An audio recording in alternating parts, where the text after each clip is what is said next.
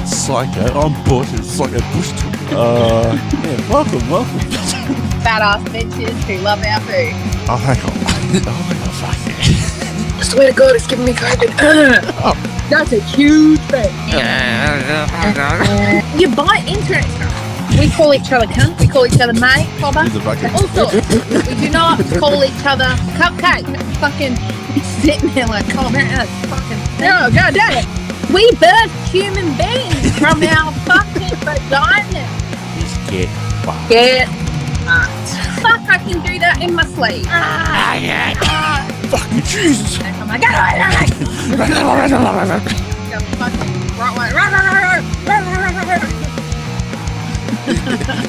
I've got me tea. It's slippery when wet.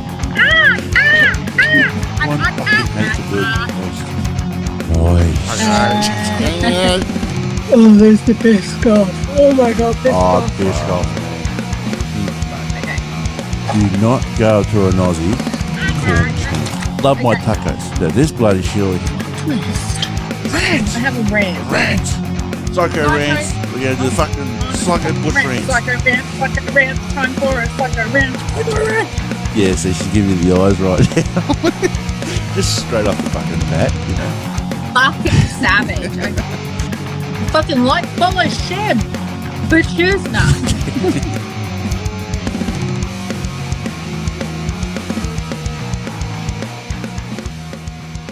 G'day guys, what's going on? G'day, fellas and ladies and gents and champs and legends. It's been a fucking while.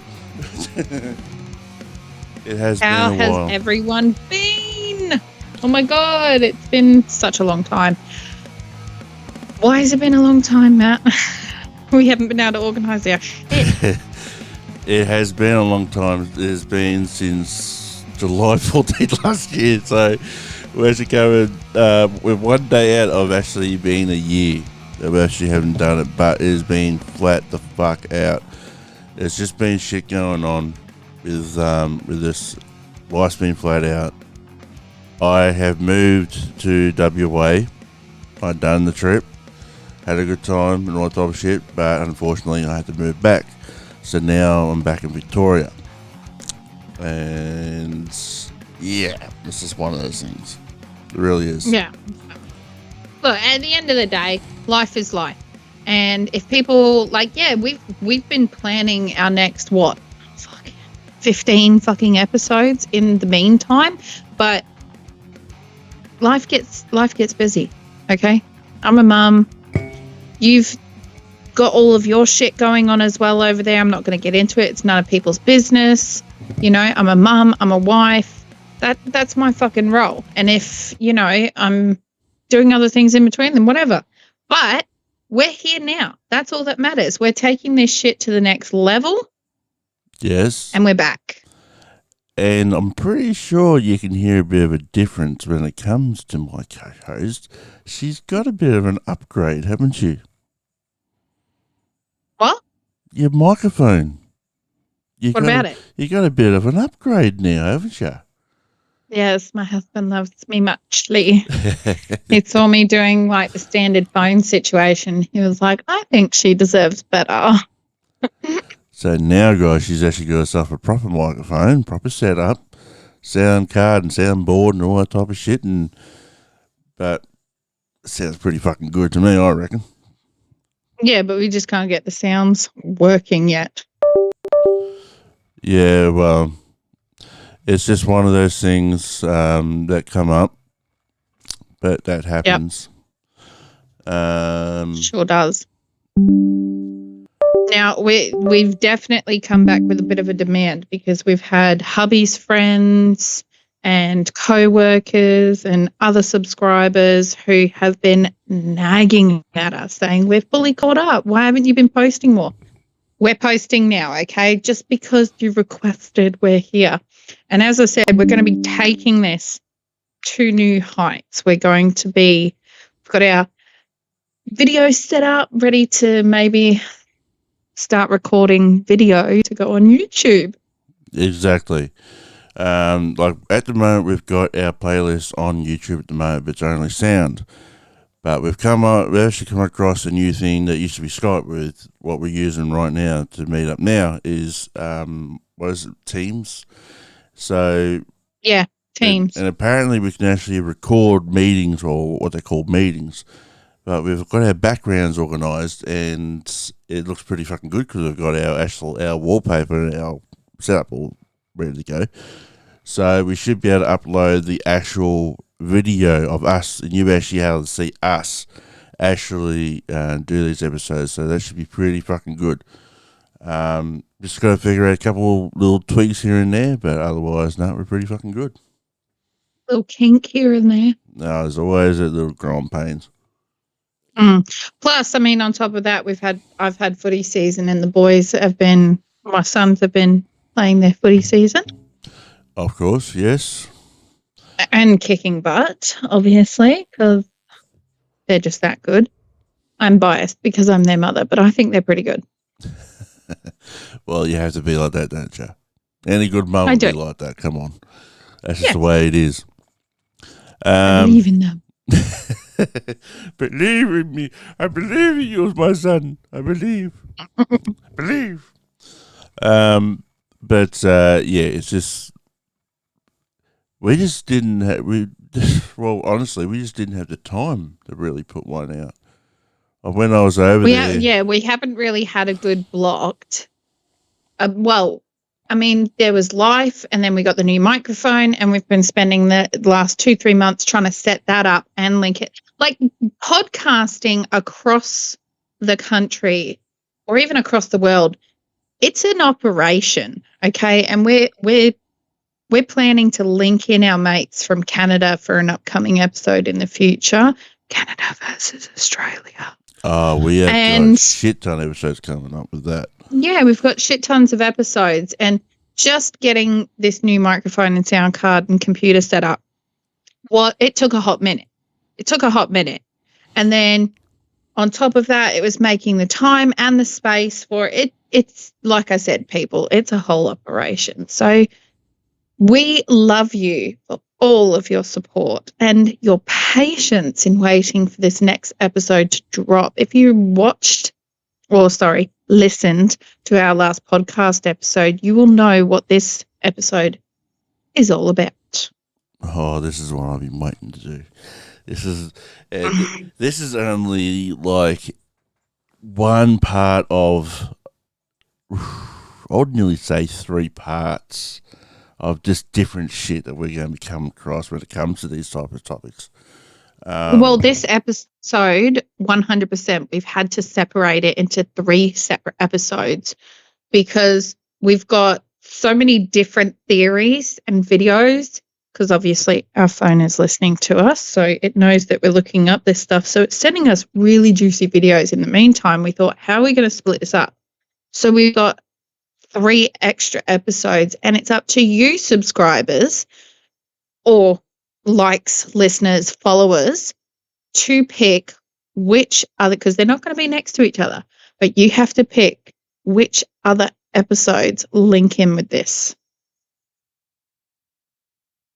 It's going to be dun, dun, dun, dun. Awesome. Exactly. And I will say you will pick it out straight off the bat of the name of it, and just as you listen to it, you'll say, "Oh, that might be part 2. Oh, that might be part 3," and you'll just know about it. It's as simple as that. Yeah, it's one of those, like our podcast, if people haven't heard us before, is one of those podcasts where we don't side with anything on this podcast. No, absolutely not. We don't side with anything. Maddie will argue one point, I will argue another, and then we'll both argue the neutral. And that's how this podcast works. So if anything should offend you, please don't send hate our way. We are just arguing all sides of the coin here, people. That is our job on this podcast, is to get information out there, talk about it in an adult, mature way so that others can then learn how to debate it healthily. Yeah. Because there's so many opinions out there. There are so many naysayers and so many nasties that as soon as you do have an opinion, it's offensive. We're not here to be offensive. We're here to argue all of the objectives. And also, too, we're not, and I know someone will say this, I know that they will, we are not taking sides. We are not left-wing, No. we're not right-wing, or that other bullshit, or liberal, or... We're Australian, whatever. We don't have left-wing or right-wing. That's No. not how we work. It's, like, we don't give a fuck about that type of shit. No, it doesn't bother us. If it's not going on in our backyard, like, we're not going to get huffy about it, you know. But getting back on track, this is an adult argumentative content. So if you're a child listener, please get your parents' permission before you listen to our podcast, because it can be very controversial. There will be swearing, and, you know, there could be some triggering things along the way. You know, there's lots of triggering content that we have to talk about and argue. So with that in mind, just remember to keep an open mind when you come into our podcast. Most definitely. Because we don't want to be one of those type of people that, they said this, they said that. It's, you know, if you didn't like what you heard, don't listen. We're not this kind of people to sugarcoat stuff. No. We're not going to sugarcoat it for you. No. Absolutely fucking not. Because we just don't care about that shit. Because sometimes if you want to get your point across, I'm sorry, but you can't sugarcoat it. You got to give it to raw. And exactly. There's so much suppression happening in the world in the way of speech. Oh, yeah. That most definitely. There needs to be someone or some people that are willing to argue all sides. Well, that's it. Because some podcasts that I've heard, or even just in general, people only argue one side. Yeah. And they bash the fuck out of the other side, you know. But we're not like that. We're just two sides of the coin. There's not one side, there's two sides for us. Like, at the end of the day, what we speak about, or even the side that we argue, is never going to be how we feel in real life. So you can't really take what we say on the podcast to heart on our personalities, because I may be pro this on the podcast, but I may be against in real life. You never know. Yeah, and I'm the same way. Mm-hmm. We're here to be controversial. But if you do like our podcast, make sure you head over to the Facebook. Yes. And like our Facebook. What's that Facebook called again, Matt? Psycho Bush Talk podcast. Yep. Perfect. We will be coming up with a TikTok, but we do have our individual TikToks available as well. Yes. They will be listed below. Yes, I'll be organising the TikTok very bloody soon. And we're going to have clips of each episode. If you can't get onto YouTube, we're going to have it on TikTok. We might put on our individual videos onto that, talking about each episode and that type of shit. And just we might even put on a post-episode little, what do they call that, PS, postscript type thing. Like we could, okay. Like that type of stuff. Like, you know, make sure you're gonna check out the episode or blah blah blah, or just add on extra notes about each one. Yeah. Or advertise. It's all planning for the future. Like, we're new to this. We don't have anyone mentoring us. This is all new to us as well. We're just here to spread facts, and we're learning along the way just as much as you guys. But also, we've got a music playlist. Oh, yes. If you remember, if you're a previous listener, or even if you're new to it, we have the music, Maddie's music mashup, and Psycho's, what is it? Oh, God. Psycho selections of music that we do every single episode, and they are our music recommendations. I think today, if I'm correct, is reverse. So because our last episode, you were born in the 80s and I was born in the 90s, you got 80s last episode and I got 90s. But this time you've had to pick from the 90s. The and 90s. I picked from That's the right. 80s. That's Yes. right. I got some pretty fucking out there. So I'm actually looking at the list that I've actually chosen. Because this is the first time we actually looked at this for a while. And I'll tell you what, I'm thinking, mate, they're good shit. selections. We're not changing it. But anyway, so if you ever want to listen to those particular ones or all of them put together, we do have the Psycho Bush Talk music selections available on Apple and on Android, Spotify, if necessary. And as usual on the podcast, make sure you click and subscribe while it's free, number one, and hit those notifications to hear the new episodes coming up. Yeah, because we're not heading on Patreon yet, and that's when you got to pay for it. And you get extras and all that type of shit, but we're not going to do that. Not yet.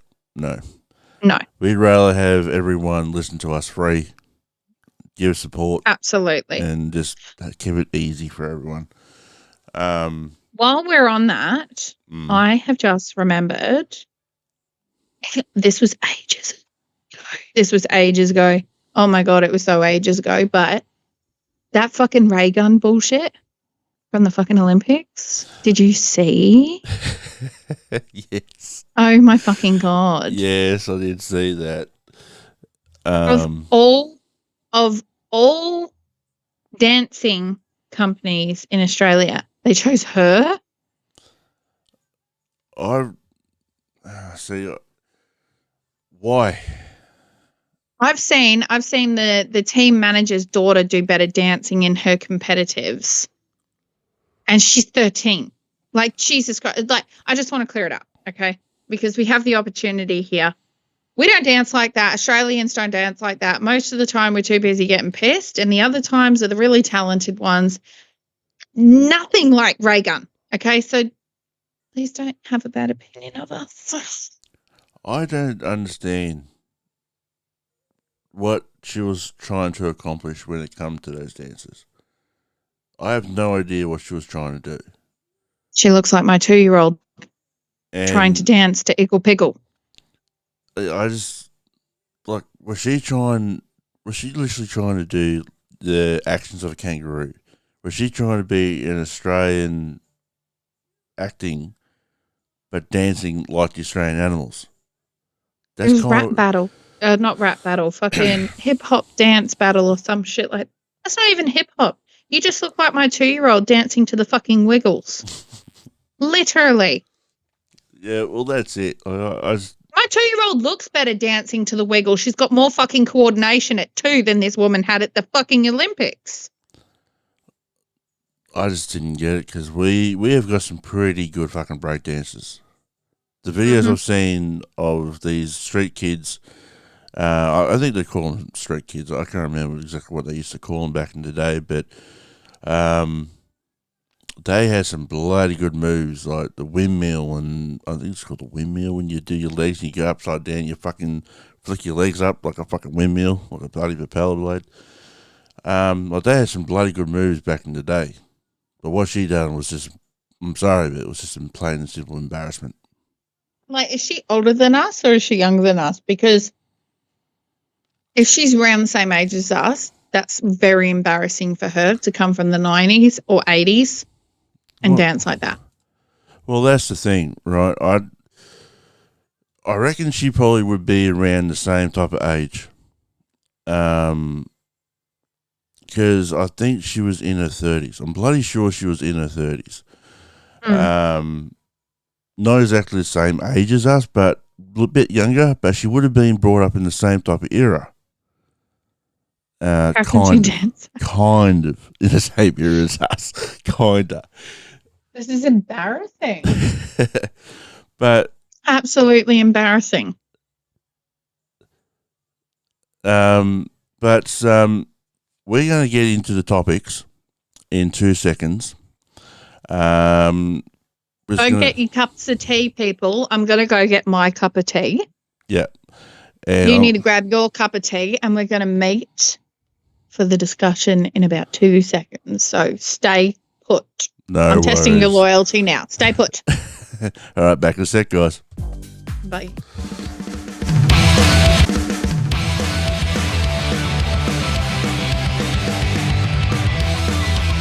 Righto. Now we're back. And we're back. I got my tea ready. She's got the bloody tea. See, Matt fucking hates that. Pisses him off. I don't Doesn't like it when people slurp. I hate when people slurp. I hate when people.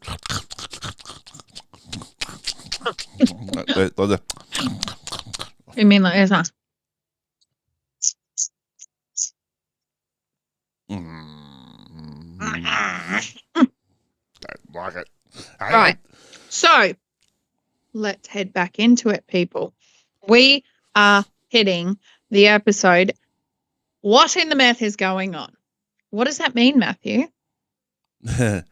Conspiracies.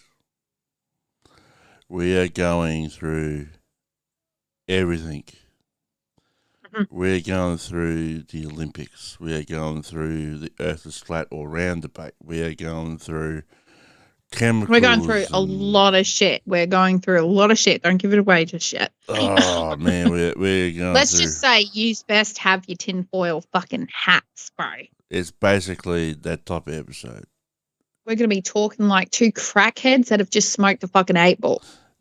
Yeah, and now we're seeing fucking everything. But now we're going to go on the trip and we're seeing stars and rainbows and fucking unicorns. Let's have a mushroom now. I can see the firmament. That's it.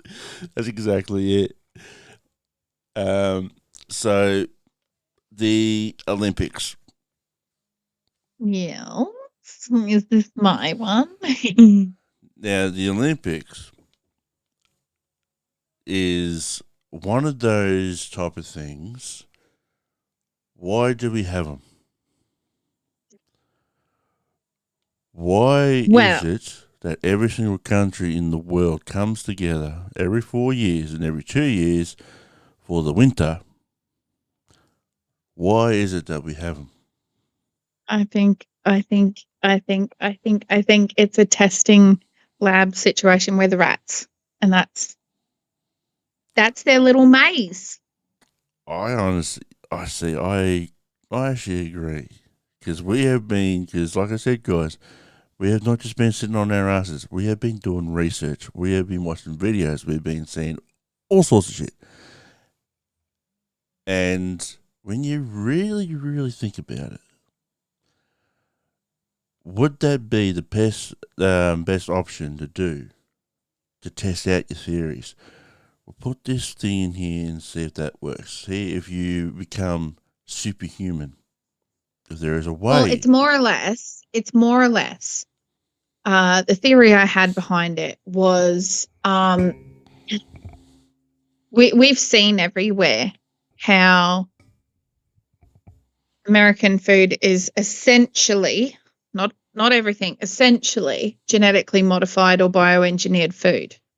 Right? Yeah. There's a lot of crap in their food that is not allowed in Australia, that we know is not allowed in Canada and shit like that, right? In most places in Europe too.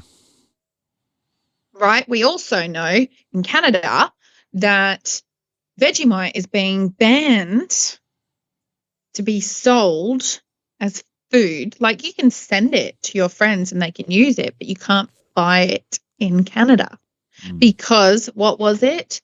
The vitamin B in the Vegemite is not regulated by the Canadian food government.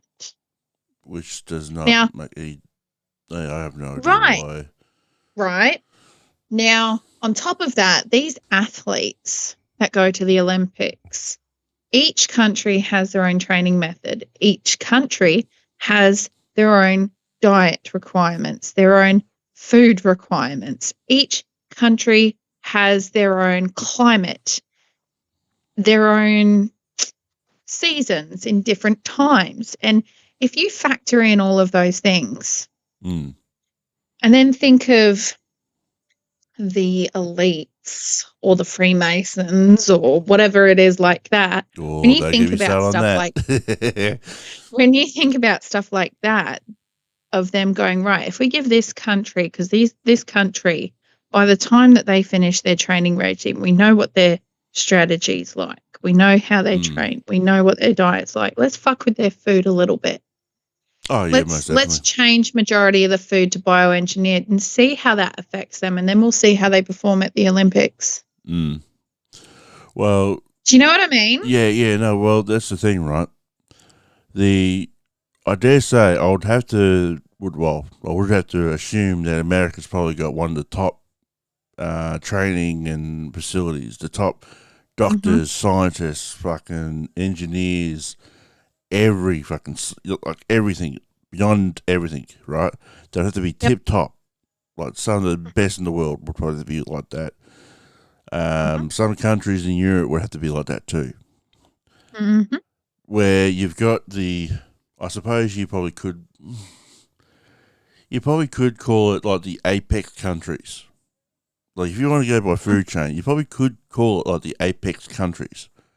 Like your United States, I suppose, UK, maybe even Australia, because we have got some pretty good facilities here. What countries in Europe you reckon would be classed as the apex? Like your Germany's, maybe France? Japan, definitely. Japan is definitely up there because, I mean, you look at... Like Brazil even, if you research what the top ranking countries are that are always in the finals of the Olympics and stuff, it's very, very typical. It's US, Australia. You've got, I'm pretty sure, South Africa. Yeah, South Africa would probably be up there for sure. You got Japan. Yeah. United Kingdom would have to be probably one, wouldn't it? United Kingdom's more or less, they're a different regime of sports in the Olympics. I'm not going to get into that right now. And you've got Russia. Oh, Russia. Russia would have to be... like Russia, Germany type. See, Russia's had a lot of problems. The UK is pretty good at certain ones. Yeah. For sure. Oh, fuck yeah. Like, there's been a few things when it comes to Russia with cheating, with steroids. China would definitely have to be one because of what's happened in the past. I don't know if you remember. Do you remember this was a fair while ago with the Chinese swimmers in the size of their backs, the size of their arms and the shoulders and that. They actually got found out that they were taking steroids. Russia can't even show their flag. They can't even show the name of their country. And it's been like that for the last, 2 Olympics, maybe 3 Olympics? Something like that, yeah. They were really, really large in the gymnastics sector for a very long time too. Running, I think they were in a big one too.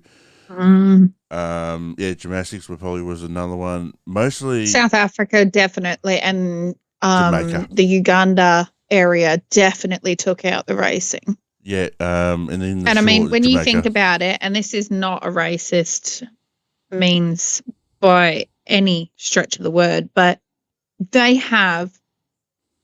This is what I mean about this being an experiment, right? You look at the technology of each individual countries. Yeah. Right? You look at the availability of convenience. Oh, yeah, most definitely. And that plays a big part as well, right? The South Africans and Africans and Uganda. Did I say that right? I'm very sorry if I didn't. You get all of those countries, they would rather spend time with each other or spend time running and doing things in the village and just being a proper community with each other, that they would naturally be more athletic. Like, have you seen some of the males and females down there, how fucking buff they are?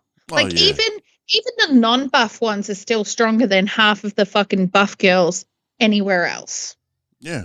In the world. Exactly. Because they're carrying fucking shit on their head. They're carrying children on their stomachs 24/7. Yeah. Do you know what I mean? Just their whole lifestyle is completely different. That makes them naturally stronger. And their food is very different once again. Lots of spices. Yes. Lots of spices, lots of herbs. Yeah. Well, it's like that You with know, the that good Scandinavian shit. countries too, with the proteins and all that type of shit. Yeah. There's a lot of and that's the other thing too, right? A lot of countries with not just with the facilities, but with the like you just said, with the diets. The diets is probably one of the main features when it comes to any athlete. Like some countries are pretty fucking strict on their diets, and a lot of different countries have got a lot of strict diets what they actually have in their own country. Like the Well, I mean, look at China and Japan. Yeah, exactly. No bread. No, there's no bread at Oh, all. sorry, I won't say no bread. I'll say rare bread. And that's just because rice is seen as their bread. Basically, yeah. Like with, I mean, full respect for them for it, because I could eat rice till the cows came home. Oh, yeah. No, fucking love rice. There's nothing wrong with a good bowl of rice. I keep trying to convince my husband to move with me to Japan. I love it there so much. But their general he'd probably die over there because they'd slip fucking oyster sauce or something in it and he'd die or something. But their food is predominantly like, what's some of the rules? Like 80% full. Never fill yourself to 100%. Just be satisfied at 80% full. And they've got lots of soup. And they have one big dish with lots of mini side dishes, you know, that are all vegetables and cleansing stuff and fucking garlic. Oh, I see. The garlic would be more like for the French and the Italians and all that type of stuff. Like even Italy are pretty big on the sports and pretty big on the diets and that too. But that's the thing, right? Like they're all bred. France and Italy and Greece, they've got a lot of breads and a lot of different things. But that's what we're saying, eh? Is that every country has got a specific diet they follow. Every country have got a specific what they can and what they can't eat. Like there's certain foods they can't eat because of religion reasons. There's certain foods they can't eat because of like with India, they don't like eating beef because it's a whole different spiritual thing for them. It's a whole range of different things, and it's the same thing with the Polynesian countries like your Fiji, your Samoa, your American Samoa, your Hawaii, which is a part of America. Yeah, but they've got their own little diets, and also too New Zealand, Australia. We've all got specific diets. But what we're trying to say is the Olympics the elite's ways of seeing what country diets and conditions affect our ranking on the score? Yeah, most definitely. And they've all. I reckon if we really looked into it and we looked at the past, I'd say about 6 Olympics scores, final scores. Yeah, I reckon we would see and match that up to like diets and regulations and, you know, workout regimes and standard for those countries. You know, we'd see a pattern for sure. So, well, that's exactly it too. And different supplements like creatine and whey powders and protein powders and all that type of stuff. Don't talk to me about the fucking protein powders. Don't believe in that.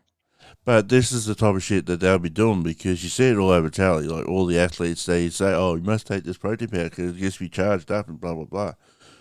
Yeah, but I don't get it. I don't get it because anyone can write what the fuck they want on a fucking label. But unless you see that shit being made, you shouldn't be fucking drinking a powder they say is going to boost you. Oh, most definitely. Because you don't, because Hart was what my mates have told me who are in the boxing, who are in the bodybuilding, who are in the strongman training, that type of shit. They have told me nearly half to 3/4 of the fucking shit that's supposed to be good for you is actually the worst for you because they fill it up with shit. They use complete fillers. That's the thing. That's what everyone tells us, that this is good for you, and then a couple of years later it's really bad for you and you're going to die of some form of cancer. Like, what the hell? Make up your fucking mind. Because it's just a rat race. It's a quick buck scheme that once it's got like a short fucking window of opportunity to make as much money as they can before boom, oh yeah, it's not good for you no more before they're caught. Yeah, well, that's it. And there's been a lot of shit that they have actually said that and actually been caught with it. That's the thing. Mm-hmm. There's been a lot of shit that actually has been found out that's actually the worst shit for you. It's the same with our drinks, with the soft drinks that we have. A lot of years ago, we had a Coca-Cola can. Just for example, a Coca-Cola can with phoric acid in it, which cleans fucking metal. That was back in the 60s, 70s, and 80s in Australia. Then they rewrite the fucking recipe, and that shit's gone. And now they've changed the entire recipe. But that's what we're saying too, guys, is a lot of shit has changed over the years. A lot of shit has improved. A lot of shit hasn't improved. And that's why we're saying that maybe the Olympics is just that testing ground to see if shit's working or shit's not working. And you all watch it. Yeah. You all watch it. Oh, yeah. I since I was a little girl, I could never understand watching the fucking Olympics. Like, they don't even show the Olympics like they used to. No. Like, where you could watch it 24/7 and you knew what the schedule was so you could tune into your favourite sport. They fucking changed it all again. They only, show what they wanted. Fuck off. Just do what you used to do. Take one fucking channel of fucking whatever and just live stream it all the fucking time and give people the option. But even still, I never understood why people wanted to watch it.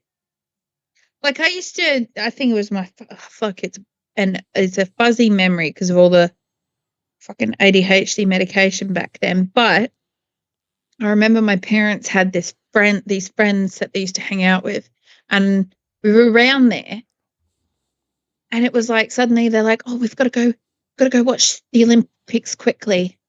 Oh, it was a big craze. Tennis, fucking tennis. Yeah. Who gives a shit? You get Wimbledon. Why are you doing it at the Olympics? What is it? Australian Open, Wimbledon, US Open, French Open. Mate, keep the generalised sport that's fucking there every single fucking year out of the Olympics. It's like rugby sevens. That's the same type of thing too. Oh, don't even get me started. Like, we want to see the other athlete sports. Like the actual proper athletes. Yeah. Like running. Like your gymnastics. Like the shit we are fucking trained to do in primary school. That's another thing. I'm very interested to find out if any other country's schools have the same kind of physical education that we had as kids, with the cross countries and the sports carnivals. Are you doing relays like they do on the Olympics? Are they doing that in primary school to see if there's a potential athlete to go to the Olympics for the testing to continue? Are they looking into the kids at a young age? Well, that's it, because, you remember this too. We done shot puts, discus, javelins, long jump, short jump. Hop, skip, jump. Yeah, the hop, skip, jump. The hurdles, the running, what else? We won't forget anything. The high jumps. We have to jump over the fucking bars and shit like that. We done that. That's pole vaulting. Oh, is that pole vaulting? Well, we never. Why were we doing all that shit as kids? The 100 meter, 200 meter, the 300 meter, the 500 meter, and the fucking cross country. Exactly. And why do we always have to do it in sections?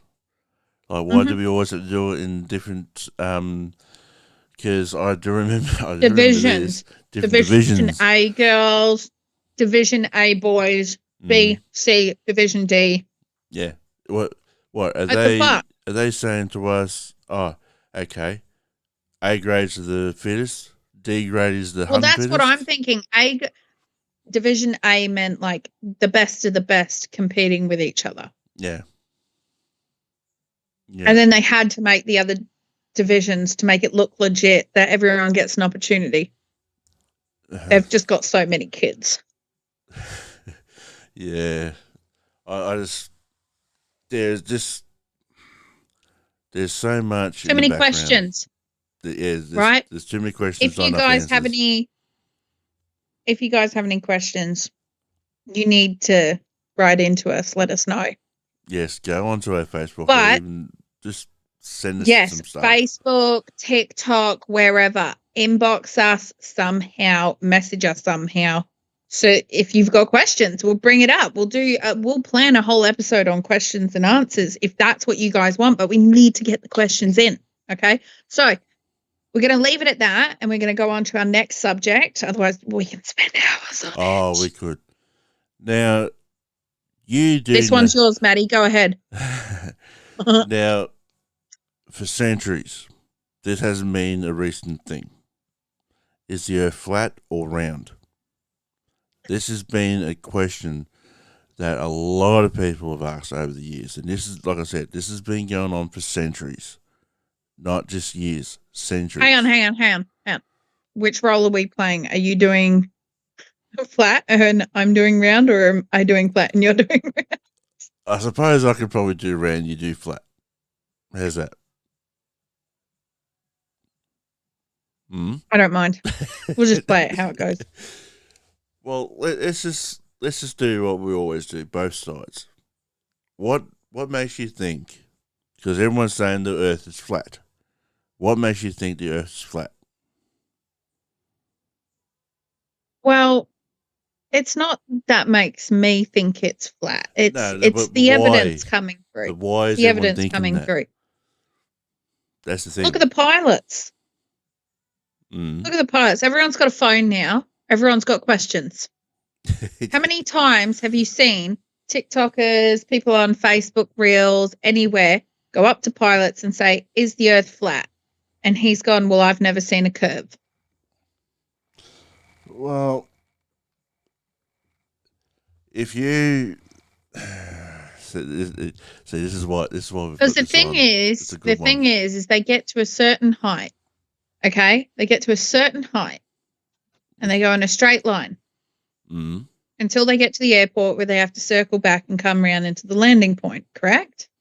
More or less. Now, yeah. at some point on the airplane's trajectory, okay, yes, they have to ascend into the sky until they get to what do they call it? Cruising level. Yeah, or cruising. That particular sentence. Cruising altitude, cruising level. Now, if the Earth was round, they would be in a constant incline in that altitude. They're not. No. They're on a straight. Yeah. And then they ask people to buckle up, and then they go into their descent. So basically, helicopters. Yeah. You seen how they fly? Of straight. Course. Yeah. You don't see them in a partial incline doing a curve. No, of course not. But the way now, I gotta try and think here because there's a lot of information. The way that people see the Earth and that is that they see flat. Because apparently we're not living in a fourth dimension. We only see things in a second or third dimension. This is not my facts. This is just what I've heard and what I've read. So just take that into consideration, people. We are not living in a third or fourth dimension. We are living in a second dimension. Which we can't actually see every single edifice, every single shape, every single thing in a different light. If we had more dimensions, we could see it. But you see people like astronauts and that go out to the space station, and you see everything like that, right? They all see the same thing. They see the bulb or they see an orb. Now, the reason why, this is kind of my theory, and this is my people's other theories, right? They reckon that it's a gravity field because the Earth's spinning in such a slow way to us anyway. But what I've heard is that if the Earth stopped spinning and just went stop, everything would just go fucking. It would just rip everything apart because the Earth's field is actually generating a gravity field. All right? Mm-hmm. So if you have got gravity... Well, the gravity comes from the core. It doesn't come from the way that it doesn't come from the centrifugal force, per se, of the Earth. It comes from the gravity field in which is in the core. Exactly. But we are pulled by gravity. Otherwise, we'll be floating up. Everything will be floating up and everything. So if we have got gravity, what is to say that instead of that we're thinking that we're going into a straight line,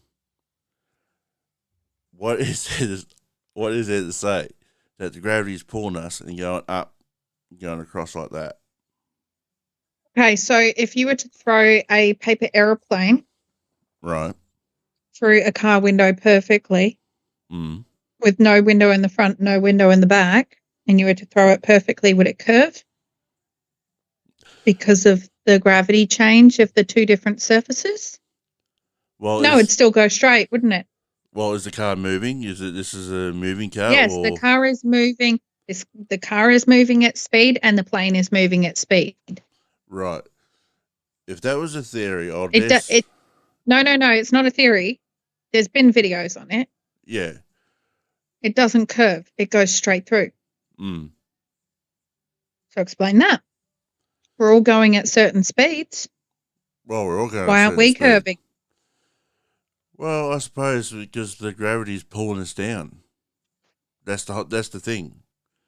Well, I'm not debating gravity or anything. I'm just saying, like, there's people that go, oh, if you want to sit and believe that the Earth is flat, then stand in a sky rise with an X amount of your friends in each of the levels, and each of you put your hand up when you see the sun go down. Right? Yeah.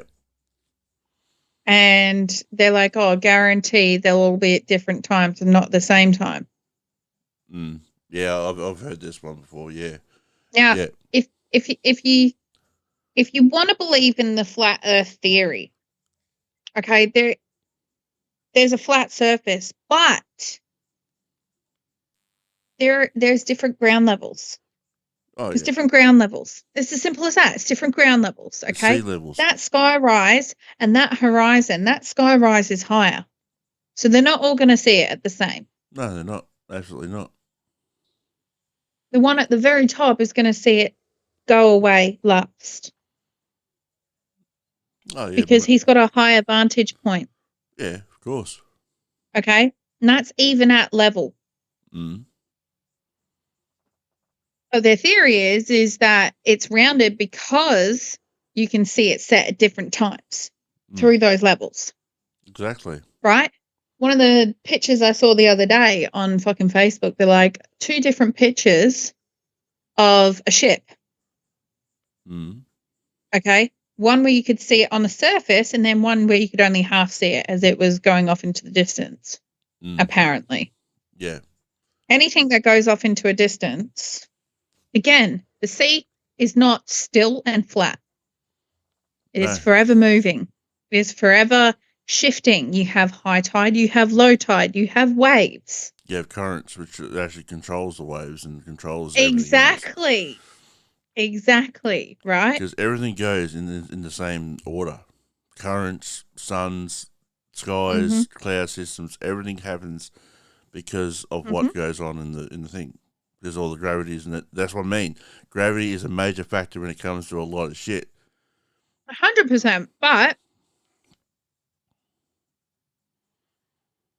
how do they know? It was hypothesized as a theory by Newton. Yeah, Isaac Newton, yeah. Newton's theory of gravity. It's a theory. And, it's a theory. I think the earliest one was Pluto. They've done experiments on no gravity rooms. Oh yeah. Right? If you remember it, it's with feathers. Yep. And with I think it was with what rocks, was it? Rocks or something. A basketball or a fucking think it was basketball or whatever. Yeah, well, something solid, like really solid. And it's the whole room has been deprived of every bit of oxygen. Mm. Yeah. And they dropped at the exact same level. Is that a no-gravity room? Because gravity is everywhere. So how can they create a room with no gravity if all they did was suck all the air out of it? Well, that's true too. It's the air. Mm. It's not gravity. They've just they've vacuum sealed that room so that there's no movement of air. Mm. Because you can't suck out gravity if it's already existing 24/7. If you look at molecules and atoms and particles and all of that shit, they're forever moving. Oh, yeah, most definitely. They're forever a factor. So how can you create a room where the only thing that you have done is suck out every bit of sound and air from that room, and then you call it a no-gravity room? That doesn't make sense. Yeah, no, for sure. And and those two items fell the exact same because their weight didn't mean anything. Well, because there's no wind resistance. Well, that's what they say with the theory of being out in space. The only reason why they're so-called floating around and that type of shit. Yeah, but space, like, we don't know if space exists.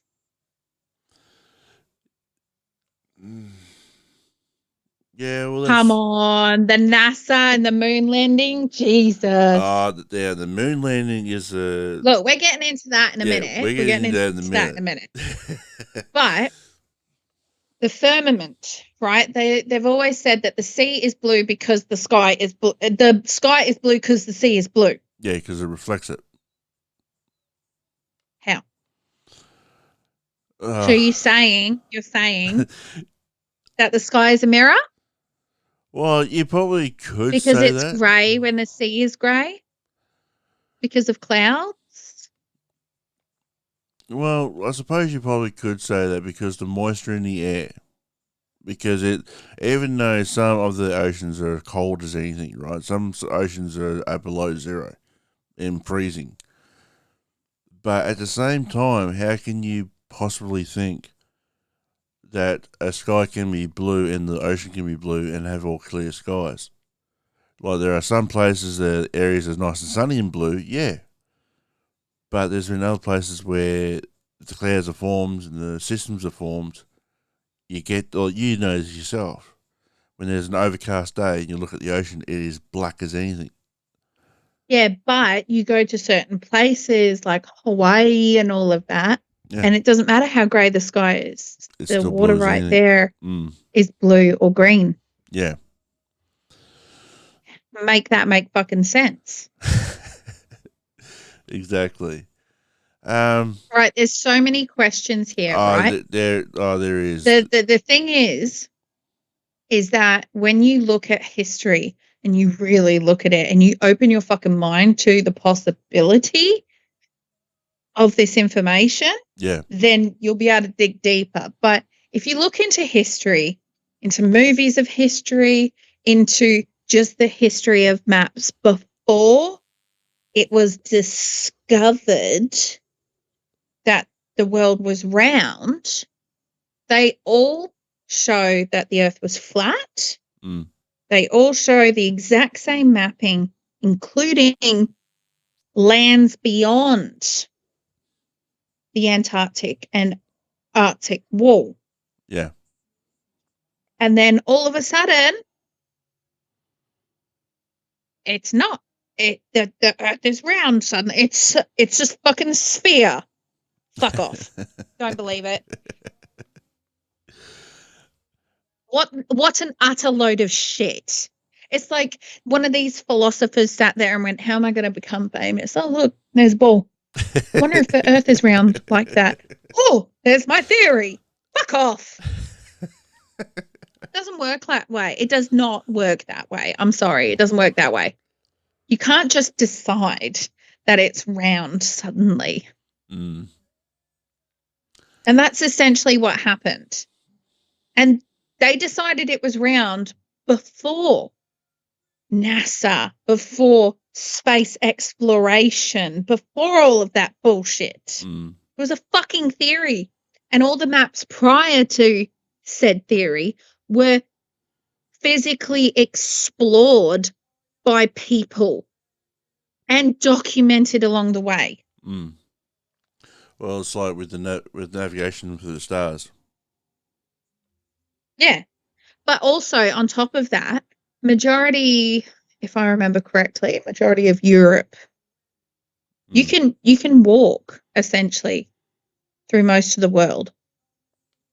If you went, I know what you're saying. You know what I'm saying, right? Yeah, you can. If you wanted to, you can start in Russia, and you can walk nearly to China, all the way down through India, Pakistan. You can walk all the way up to the Middle East, go all the way up down to Italy, Greece, and all that. You go all through Switzerland, down to what's that fucking other country? Spain. Walk up through Spain, go through France, go through Scandinavia, and go back all the way through back to Russia. Yeah. In one trip, if you wanted to. Like you might have to. There is theories of it. Oh, there's a lot of theories of it. There's a lot of different. There's a lot of theories of it if you look it up. Like you can spend days on it. You can spend nearly weeks on it, just trying to find all these different theories of round and flat Earth theories. There's a lot of shit, and scientists have been questioning the same. Yeah, but the thing is, if you look it up, it's going to tell you, well, the Earth's not exactly a smooth sphere. How the fuck do you know? How the fuck do you know? Who's fucking done it and lived to tell the tale? Yeah, that's what I want to know. Who's lived long enough after completing it or part completing it to tell the tale? Because the elites and shit won't have it. Because then that feeds into the flat Earth theory. That means NASA's gone. That means astronauts are gone. All the their ultimate all the space test programs. Oh, mate, so much would fucking fall if somebody actually did it and survived to tell the tale. Most definitely. It's fucking bullshit. Absolute bullshit. But anyway.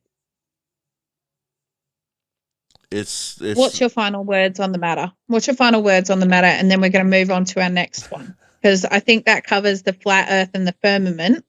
Because, I mean, you look at, okay, if Christians want to fucking come at me, it's in the Bible. It's in the fucking Bible. God refers to it as the firmament. Oh, righto.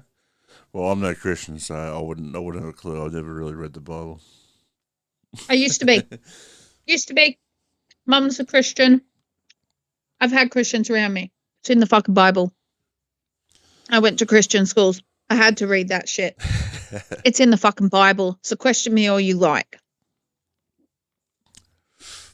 Well, how can it be in history books? How can it be in movies? How can it be in the Bible? This is like the ultimate Mandela effect. No, it's not. It's not flat. Where did you hear that? No such thing. Biggest load of shit. Biggest load of shit. Don't believe it. Fuck off. What's your final word on it, Matthew? Really, I reckon if you want to believe in a certain thing, believe in a certain thing. If you believe it's round, you believe it's round. If you believe it's flat, you believe it's flat. We're just here to argue the facts, people. Yeah, like we're just here saying both sides of the coin. If you want to look into it, research it. Absolutely. If you come up with your own theories, then that's your own theory. No one can take that from you. And we're not saying that Isaac Newton or fucking any other scientists out there who are saying one way or the other. We're just asking them questions. We're just asking the hard questions to make the world wake up. Yeah, basically. And start questioning shit. Start questioning the authorities. yeah, well, Don't do it in a way that's going to get you arrested or anything. It's not a fun time. But, you know, it's just believe what you want to believe. But just don't push it. Like, we're not pushing nothing on anyone what to believe. We're just saying both sides. Believe what you want to believe, but just don't push it on other people. And don't force other people to believe your theory, because that's exactly what it is, people. It's a theory. It's not a fact. Yeah. Unless you've actually been out to space, or if they want to call it space, or whatever the fuck you want to call it, or whatever. Unless you've actually seen it, unless you've actually dealt with it, it's just a theory, not fact. As simple as that. But now we're going to be going through another topic. Now, we just covered the Earth and round, flat Earth fucking thing. But have you ever wondered? Well, actually, no. I've got another subject on that. I'm sorry. Okay, because this goes into some of our other subjects. So let's just knock this out of the park. Okay. Okay, the wall of the firmament. Wall of the firmament. Okay, Antarctica. Why the fuck aren't we allowed to go there? Oh, you want to go down that one? All right. Well, it's part of the same subject. Now, there's a lot of theories when it comes to Antarctica. There's a lot of fucking ice things. Wall. The ice wall. They reckon that there is a lost people there. There's lost from the previous ages. My question is that why the main countries in this world in Antarctica with the bases and research facilities? Why 100%. Why are they saying? And this has been proven, by the way, that because we have seen it on TikTok, we have seen it on social media, we have seen it on YouTube. Yes, you don't necessarily have to say that TikTok this, TikTok that, blah, social media this, blah, blah, blah, that you don't have to believe everything you see. But why is it that there are no fly zones to civilian aircraft, or there's no areas that you can go by boat? And exactly. Why is it that they can't let you go to this ice wall? Why? Or even beyond it. They won't even let you explore beyond it. There have been people that have flown over those areas and have seen shit on the other side and gotten in a lot of crap for it. Or threatened to be shot down. There's shot down. People who have been imprisoned. People have gone disappearing to be fucking silenced. Like, it's bullshit. Yeah. What is beyond it? If you haven't got anything to hide, let people. Well, that's the thing. Because they're scared we're going to leave. Are they scared that we're going to leave? Or are they scared that we're going to find out the actual truth? Who knows? Like, are they actually going to try and hide a lost people or lost world that we're going to find out and say, okay. Look, this can be a double-ended sword. Are they scared we're going to find out? Or are they trying to protect the other side from us? Or vice versa. Protect the other side from us. Yeah, well, that's the thing, you know, like, it kind of makes you wonder. And it kind of makes you wonder why only... Oh, actually, there is actually a point I will bring up about that, because I sent it I sent it to you a while back, but I do remember it. This lady was a part of a research team. One of the countries, I think it was one of the American research teams. They sent out a chopper full of these blokes. I don't know if this is 100% true or not, but I'm just going to say what I heard. Six of them went out, and they came back. Now, apparently something happened, they seen something that terrified them to the point where they couldn't move properly, they couldn't speak properly, they couldn't remember properly. And apparently the fourth thing was they were petrified. They were pure white, their eyes were wide open, and they just couldn't think properly. Now, they were not allowed to talk to anyone, see anyone. They weren't allowed to talk to no one about anything to do with the team. The people actually at the research facility weren't allowed to talk to them or communicate with them at a stage. They weren't even allowed to look at them. Apparently, the chopper came in, they landed, these blokes came out, they took them into a room and they left them there. And they were never allowed to speak on nothing ever again, and they weren't allowed to say nothing at all for the rest of their lives. And apparently, if they did say something, they would go to prison for the rest of their life, and a lot of shit would happen. But one did. One person did. And apparently, what the story was is that they seen something. They seen a different being. Not different necessarily race. like a different race, different being. I'm not saying aliens or anything like that. I'm saying a different type of human. A different type of being, like you just said, or a different race. These beings were bigger, they were stronger, they were hairier, apparently, and they were more advanced. They had a city underneath the fucking ice. That doesn't surprise me.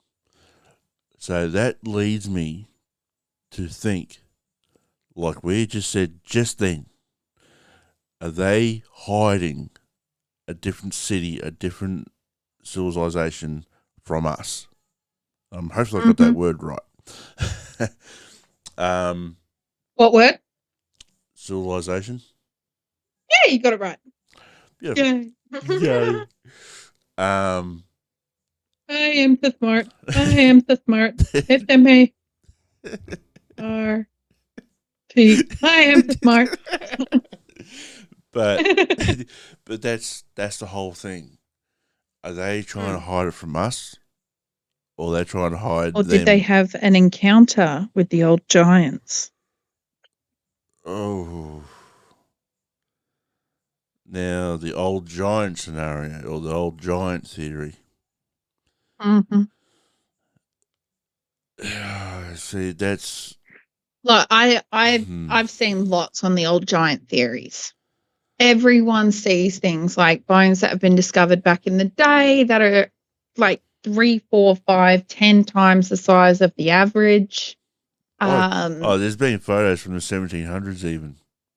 Right. There's religions and mythologies, like the Norse, for instance. Yep. Their religion based on the creation of Earth, of Midgard, with the old giantess. Do you know what I mean? Like, there's a lot of theories out there on giants, and it doesn't just come from religion. It comes from evidence. It comes from uncovered artifacts. Oh, yeah. I mean, you can't tell me half the doors, okay, of like the Vaticans and stuff like that. Those fucking big ass doors with just teeny tiny humans fucking opening the fuck off. Like, you look at the old halls and the, fucking the Athens and pyramids. There's no way. And then you look at the old petrified tree stumps. Well, this is tree stumps too, yeah, of course. But then you also see the crocodile, the snake. What about the Himalayan sea salt? Exactly. Looks like flesh. Looks like blood, man. Blood. Looks like blood. Yes. However, because our body is made up of majority water and salt, what happens when you remove the water from salt? It crystallizes. Of course it does. Well, that's how we get rock salt, because we're taking all the moisture out of the water, and you get the rock salt afterwards. You get those crystallizations afterwards. Exactly. So are they sure? Did they see something otherworldly, alien? No such thing as space. Or did they see the giants that haven't died off? They've just gone to a different section because we fucked it up. I'll tell you right We now. We chopped down their trees. I'll tell you what, people, if you haven't got your tinfoil hats on by now, you fucking should. You should be making them while you're listening. Mate, if you haven't got your tinfoil hats, you've at least fucking rolled a joint and fucking taken yourself to the moon.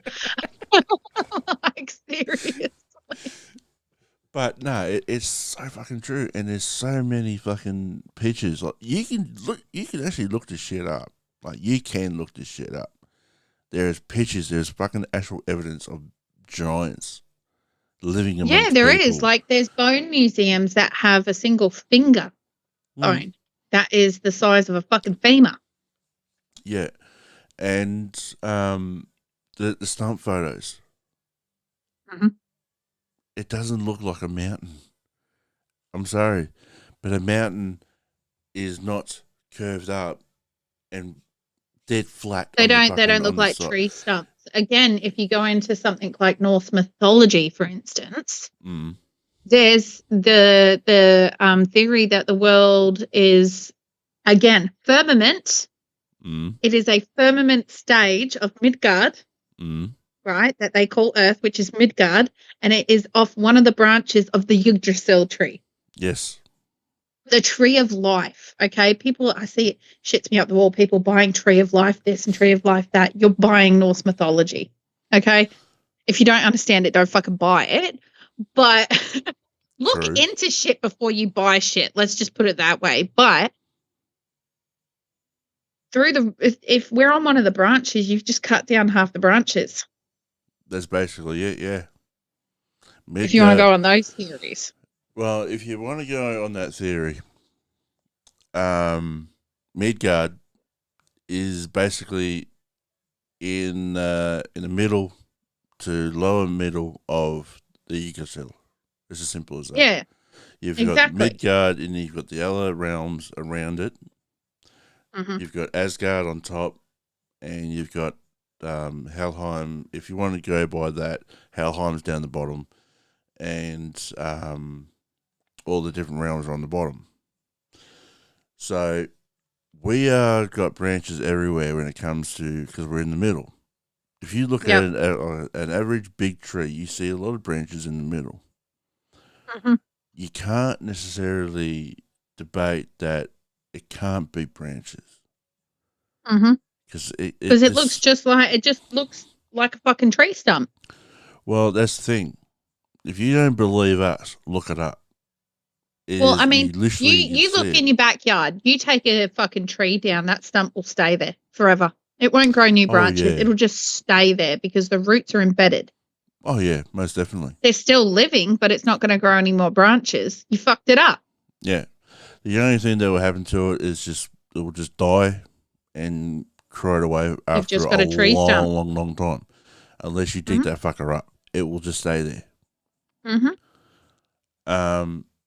And I don't think we have ever had any machinery or any knowledge of how to cut down a tree that fucking big. No. So we just called it a fucking mountain. But then at the same time too, who did? And where's the lumber from it? Exactly. Where's the lumber being built? Well, into? you look at those tree stumps, they've got surrounding forestry in all different sizes and heights. Oh yeah, maybe that's where it is. It may be. And nature has just grown around it. Well, that's the whole thing. Maybe that lumber is the trees that we're looking at now. Being grown into seedlings. Because it's the same aspect. Well, like we've said, the whole like firmament, like the more you really look at it, the more it starts making sense. I mean, you look at some of the theories coming out of Antarctica. You've got the secret weapons to mess with God particles and changing timelines and blah blah blah blah blah. that comes from it, right? Apparently, there's machines in Antarctica that are weather stations that create weather situations. Yes. Well, have you ever wondered why there isn't rain in the Sahara Desert, where there's been no rain for centuries?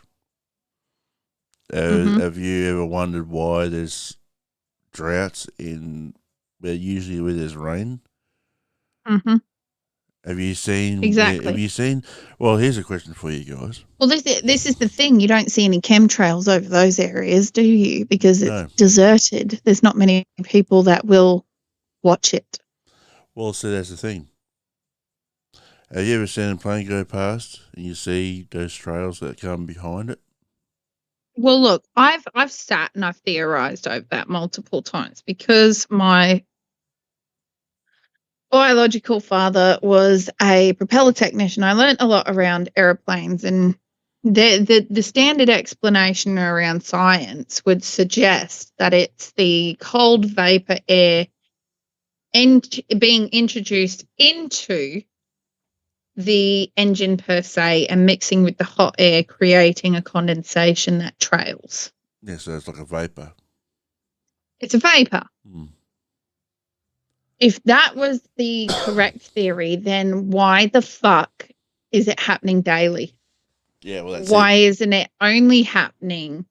Why is it not only happening when it's cold for that theory to be accurate? Yeah, well, they theorized it in The Simpsons. They've sent photos of the interior of planes that have those big fucking, oh God, it's just ridiculous. Then you've got the videos of people that are going down to the beach now with magnets and seeing how much metal they can get up with their magnets. And there's been a shit ton of bloody metal inhaling. Out. Yeah. Right? There's a shit ton of metal in everything, but we just don't realise it. Well, that kind of goes into like, if that's true, then the people during COVID that thought that the chemtrails were making people sick.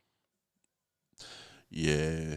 I've actually heard of that one before, yeah. Right, because only certain areas were having higher increases of it. Now, we know where all that came from, but, with the theory around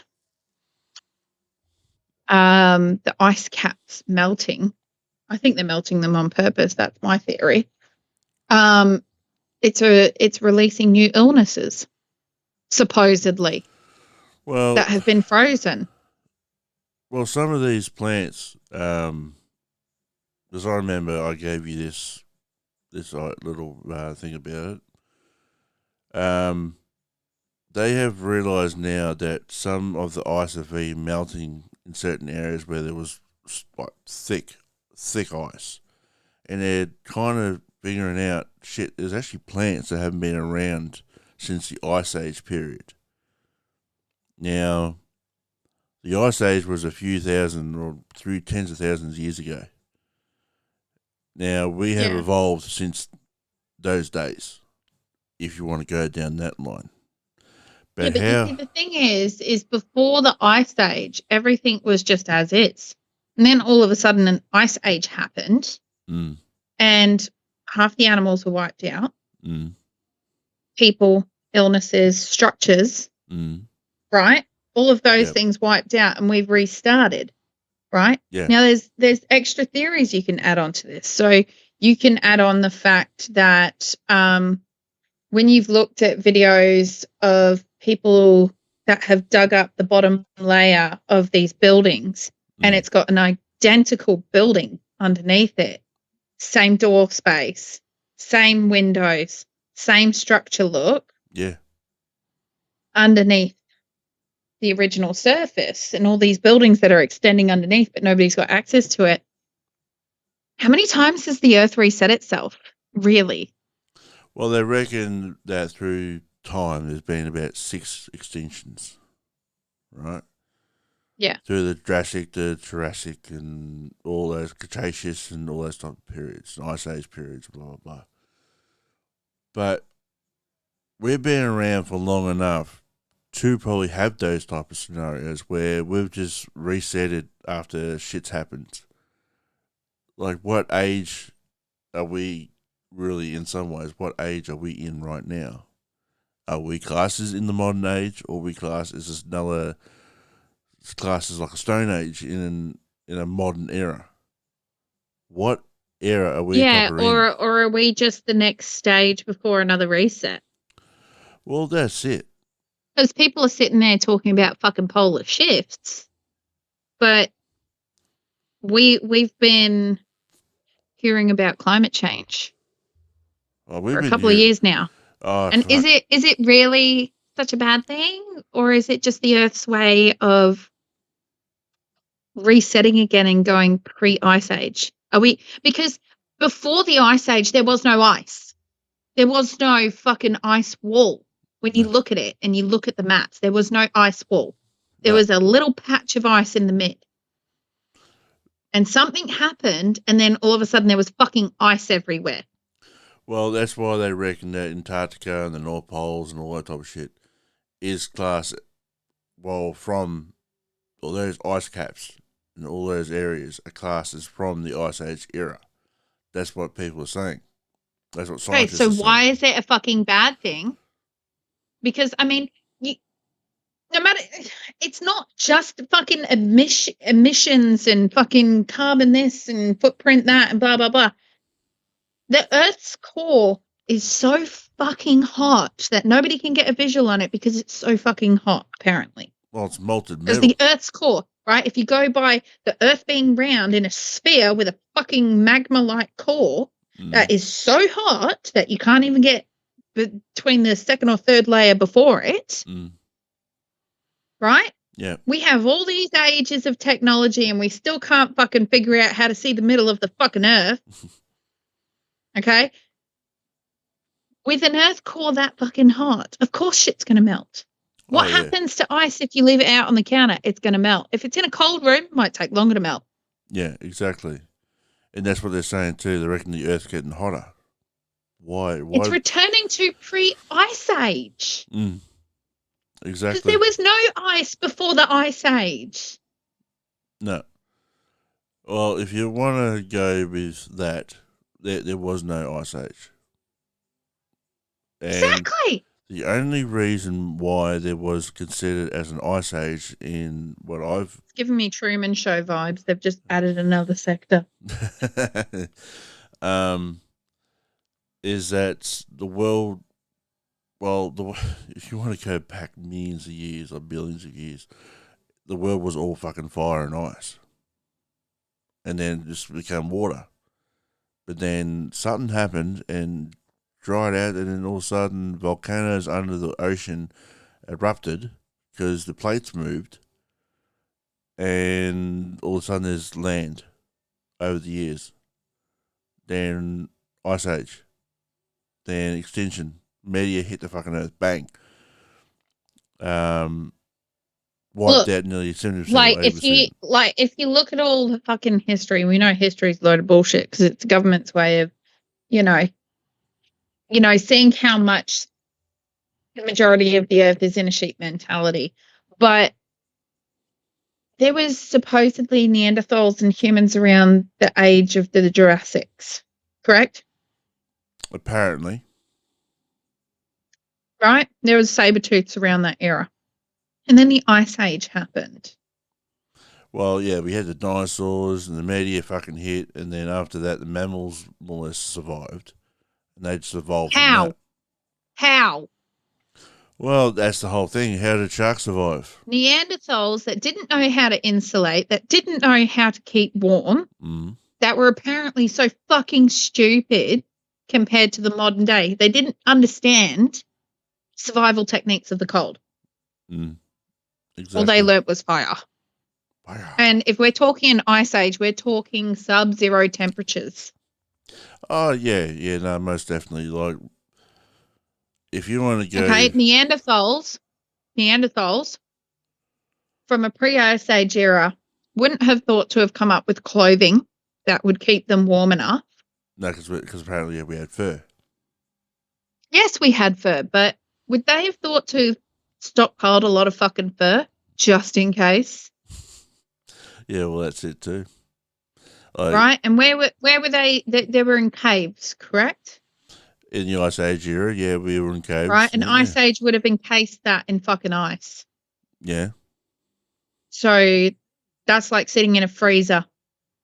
How long can a human endure a freezer with just a bit of fur? Well, if we jumped in... No supplies, nothing. Well, they reckon that a person can die or go into shock with hypothermia in 15 minutes when it comes to freezing temperatures. So how the fuck did we survive? Did we see it coming and go, fuck, let's dig a hole? Fuck off. Well, that's it. That's this entire fucking theory when it comes to it, is that how did we actually have the knowledge? Because our brains were the size of an apple or a fucking baseball, apparently. Right. And this is why I say to those listening to us out there, if you've got extra theories, send it in to us so we can talk about this. That's cool. If something sounds far-fetched to you, contact us, ask us questions, and we'll talk about it. Mm. But it just doesn't make sense to me, Matt. No, it doesn't make fucking sense to me. You look at the movies, 2025 was it, or 2024? 2022? Which one are you talking about here? What with what's his name in it?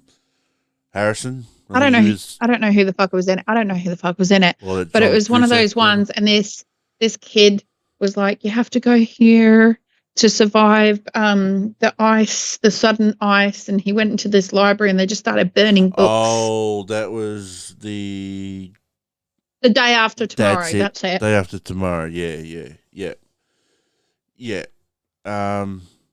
Well, that comes back down. Right, they're smart. They're modern day people. Yeah. And they were able to think, I have to burn a lot of stuff.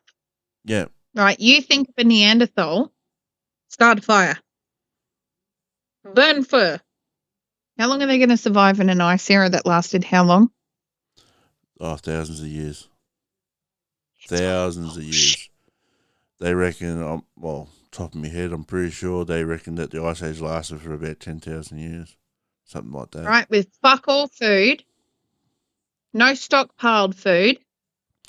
Well, the only thing no medical supplies. Well, the only thing that we had back in those days, apparently, because we were hunter-gatherers back then, mm-hmm. and I'm only going by what I know, we hunted animals that gave us meat. Mm-hmm. Now, I know a lot of vegans are going to hate this, but meat is actually a big factor in mm-hmm. why our brains grew. Exactly. Because we ate the bone marrow out of the animal's bones that over the centuries and whatever actually evolved us to be smarter mm-hmm. because our brains grew bigger. And because our brains grew bigger, our smarts, our reactions, our memory, our reactions, everything all advanced with it. That's why we were able to figure out fire. That's why we were able to figure out, okay, if we kill this meat or kill this beast and have its meat, what made us think to cook it? Okay, these berries. I think it was an accident. These berries are bad. I think it was an accident. I think one of them threw it on a fire by accident. I reckon it probably was. Most successes happen on accident. Oh shit, yeah. You got to make mistakes to be a success. Well, that's the other fucking theory. Who thought to go up to a cow and milk it and drink the milk? Well, exactly. What sick fuck looked at a fucking cow's udder and went, I want to suck on that? Were you that deprived of women that you just decided to go suck on a fucking cow's titty? Yeah, probably fucking like gross ass fucking whacking himself off or something while trying to fucking suck on a titty. Oh, what's this? Oh, that tastes good. I wonder if I can bottle that. Gross cunt. Oh, fuck. But it just makes you think. It makes you think, why did we become as smart as what we did? Like, how do we? No, it makes me think, how the fuck did we actually survive based on the fucking theories of history? Oh yeah. Well, like I said, the only reason why How we did are we as smart as we survive are. a meteor hit? Well, we didn't actually come. Well, this is the thing. We weren't around because we couldn't have been around. If a meteor fucking hit, it's a global Yeah, but extinction. we were around in the dinosaur era. Neanderthals were there in the dinosaur era, and then evolution states the meteor hit, and we reset from fucking fish or some shit. Or monkeys. How'd the fucking monkeys survive? Never heard of monkeys in the fucking Jurassic era. No, never. And the thing is if there were monkeys, or if there weren't monkeys, then where the fuck did the monkeys come from? Well, that's it. Where did they actually evolve from? What animal Because you did can't they tell me actually they evolve came from fucking fish. No, Fish don't grow arms. no. Like over the Otherwise, there wouldn't sense, be any fish. it took. Well, I'll put it this way: you see a great white shark now. Mm-hmm. It took. Now sharks have been around for 420 million years. Why the fuck aren't they walking yet? Exactly. Why? Why haven't their brains developed? Well, that's it. Why have we lost nearly 70 species over the time? Why have It's ridiculous. Well, it's like No! Don't you remember? Not anymore, Matthew. We've brought back dire wolves.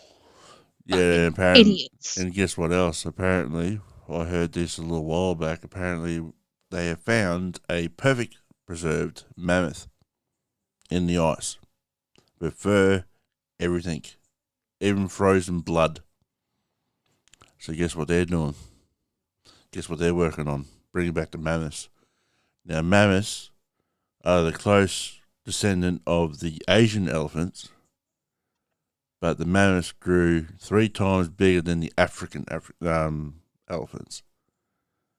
Now, I don't know about you, but what's them to stop them from fucking finding something like a dinosaur like Jurassic Park and bring back dinosaurs?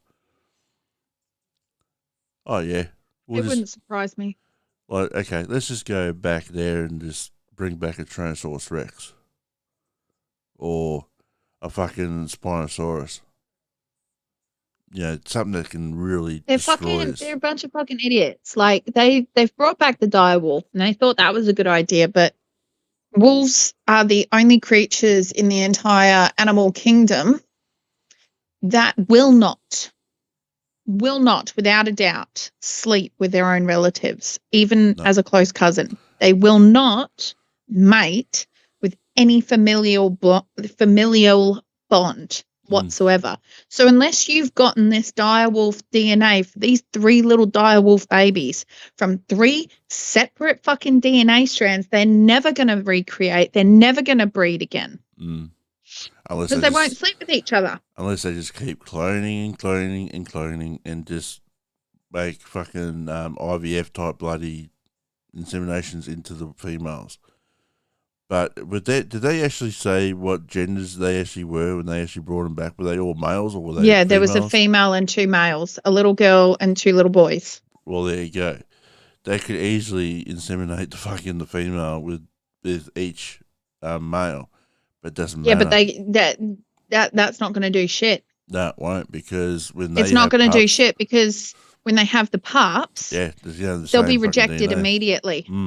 They'll be rejected immediately. But that's the whole thing, right? Or killed because they're an abomination in the wolf's eyes. Oh, well, wolves are very, very fucking smart creatures. Well, it's not just wolves either. It's very similar to dogs and cats. Like, they will eat their own young. If they're not perfect or they're not right, they will eat them. Or kill them. Yeah, they'll just kill them or just abandon them. Like, even lions even do that. They will kill. Well, that's what happens to lions too. I just think, like, have you heard the theory behind the Mandela effect? Oh, the Mandela effect is the theory The Mandela effect is the theory that they can erase history by denial of the majority. Oh, yeah. Yeah, most definitely. Right? Yeah. And that's exactly what they're doing time and time fucking again. Flat Earth, round Earth suddenly. Yeah. And how many people can we make believe it when the first theories are the correct theories? And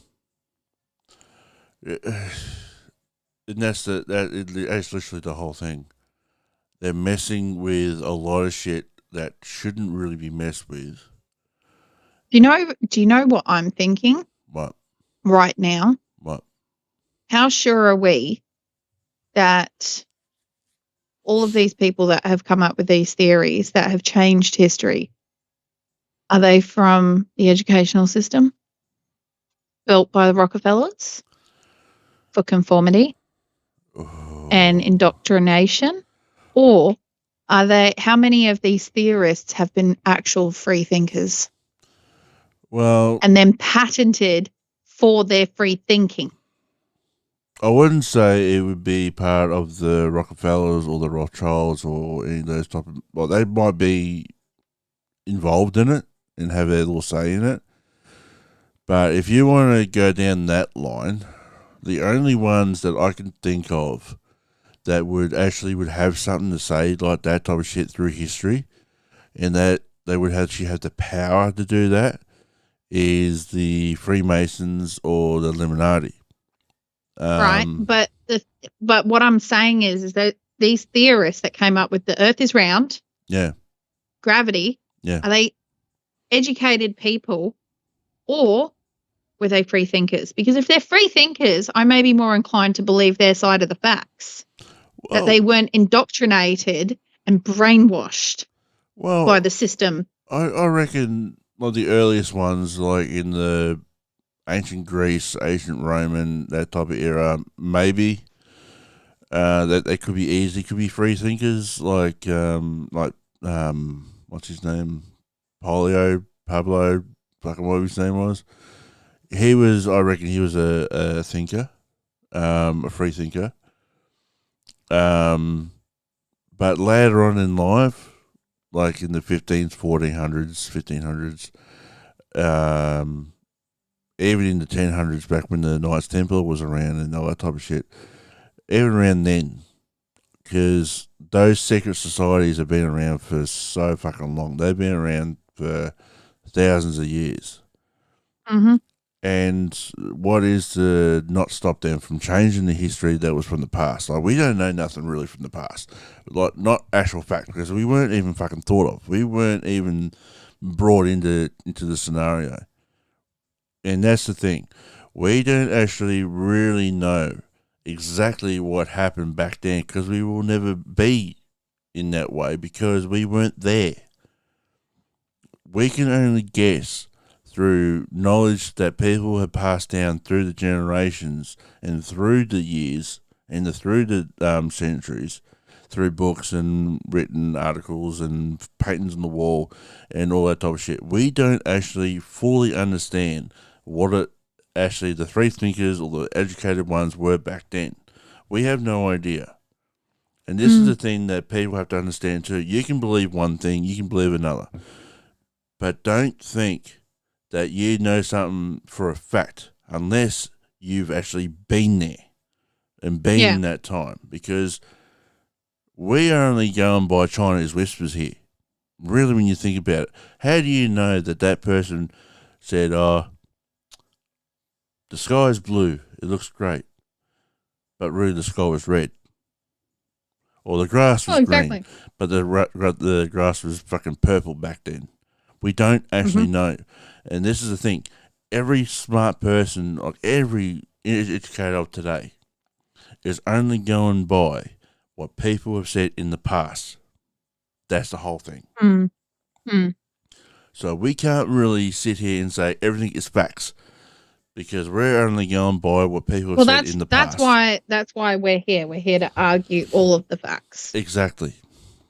But I reckon we'll take a quick break, and we'll be back very shortly.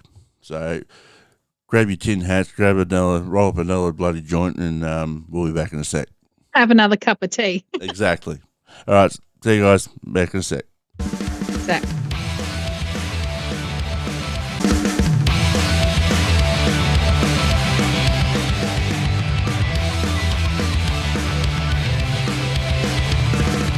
All right. Now we're back. Thank you very much for the break. It was nice seeing Hope you guys are in outer space at the moment, or at least have a lovely cup of tea ready. Yes, lovely. Yeah, it might have been. Hopefully you're still with us on this train of, crazy, because people think of this stuff, but they don't have other people thinking of it, and they think that they're crazy for thinking of it. And it's good to hear somebody else saying it out loud so they can go, see, I'm not crazy. Other people think about it too. Well, of course. There's no judgment here. No judgment. We're here for mental health, and sometimes the crazy thoughts just need to be said. Well, it's the curious minds. It's a powerful fucking thing. It's the free thinking mind. It's a free thinking, curious, and the ones who want answers. There's absolutely nothing fucking wrong with that. We're not saying we got the answers, but we're saying we got a bunch of theories that we're just saying out loud. Exactly. There's nothing wrong with if the government's listening, we're just saying it, okay? We're just saying what everyone's seeing.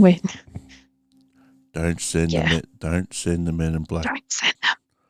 It's okay. You're safe. It's okay. You're safe. It's okay. You're safe. Shh. They're not taking us. We're not clones. No. We're not part of the 6-day experiments. No, we're real people. That was a good movie, that. I have to admit. Yeah, it was. With Arnold Schwarzenegger. Okay. So we've got 2 more subjects to hit before we go into the music mashup, people. So let's head straight into our next subject. Matthew, what are we hitting? All right. Now, a lot of people have said, did we go to the moon? And NASA. Oh, shit. Now, who said that? Oh, that bloody dog. What the fuck? That dog is talking. That dog's talking. Didn't know the dog can speak. What the fuck? No, it's the dog. It's not us. No, not us. No way. But the thing is, there's been a few TikToks that I've seen of people going up to Buzz, and they say, did we actually go up? And he has actually said, no. Yep.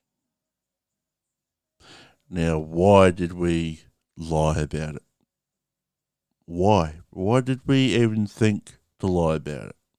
Well, there's a lot of theories out there. One of the theories is that Russia was expanding on their technology, and the US wanted to beat them to the punch, per se. So they made the NASA moon landing. Because they sent up the little puppy dog. Apparently. Well, yeah, not just that. They actually sent dozens of human beings. Yeah. A lot of failed subjects, and then the successful one right around the time that Russia was so close. 1958, 1960, I think, around there.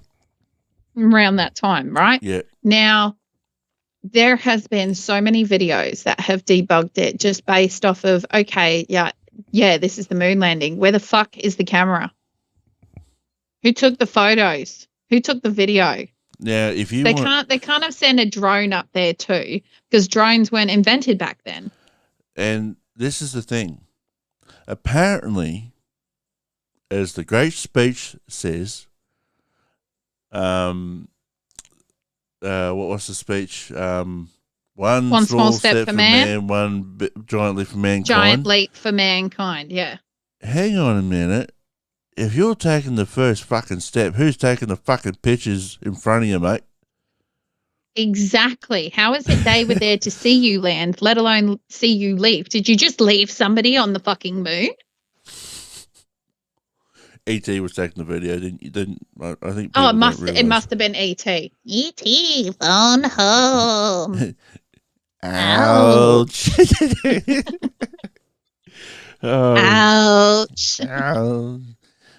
But on top of that, right, you look at the astronauts of today and you ask them, why can't we go back? Oh, we've lost the technology. What? And they've looked at some of the crafts and they're like, is this like duct tape? How would you fix this? And we just put more duct tape. How?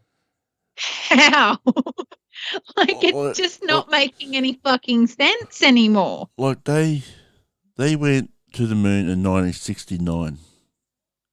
When technology was not that advanced, because if it was that advanced, the telecommunication alone on the moon, they should have had phones like we had today. I know for a fact that the only reason why we were able to do satellite imaging is because of us, Aussies. Because the great... and yet we still have the shittest internet going. Exactly. But apparently it was because of our satellite dishes in Parkes and Eden.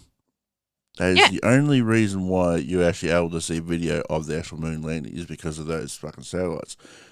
Okay, but I've got a question. It's just popped into my head. Mm. In today's day and era where we have smartphones, why the fuck these guys up in the space stations above Earth aren't just whipping out their phone and taking a couple of fucking photos? Because they're not allowed their phone. Why are they not allowed their phone, Matthew? They're on a space station. It's next to a fucking satellite. They would have the best fucking Wi-Fi going, and yet they can't just take.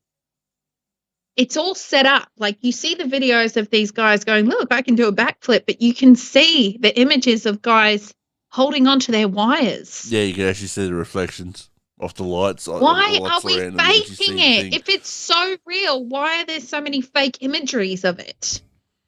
Like, I could believe, we're up there and we can't prove it yet because the technology's not at that phase. So they have to make some shit up that looks real, like reenactments. These are paid actors doing a reenactment. It's based off of a true story, but we don't have the video from back then kind of like situation. Like, I could believe that. Yeah.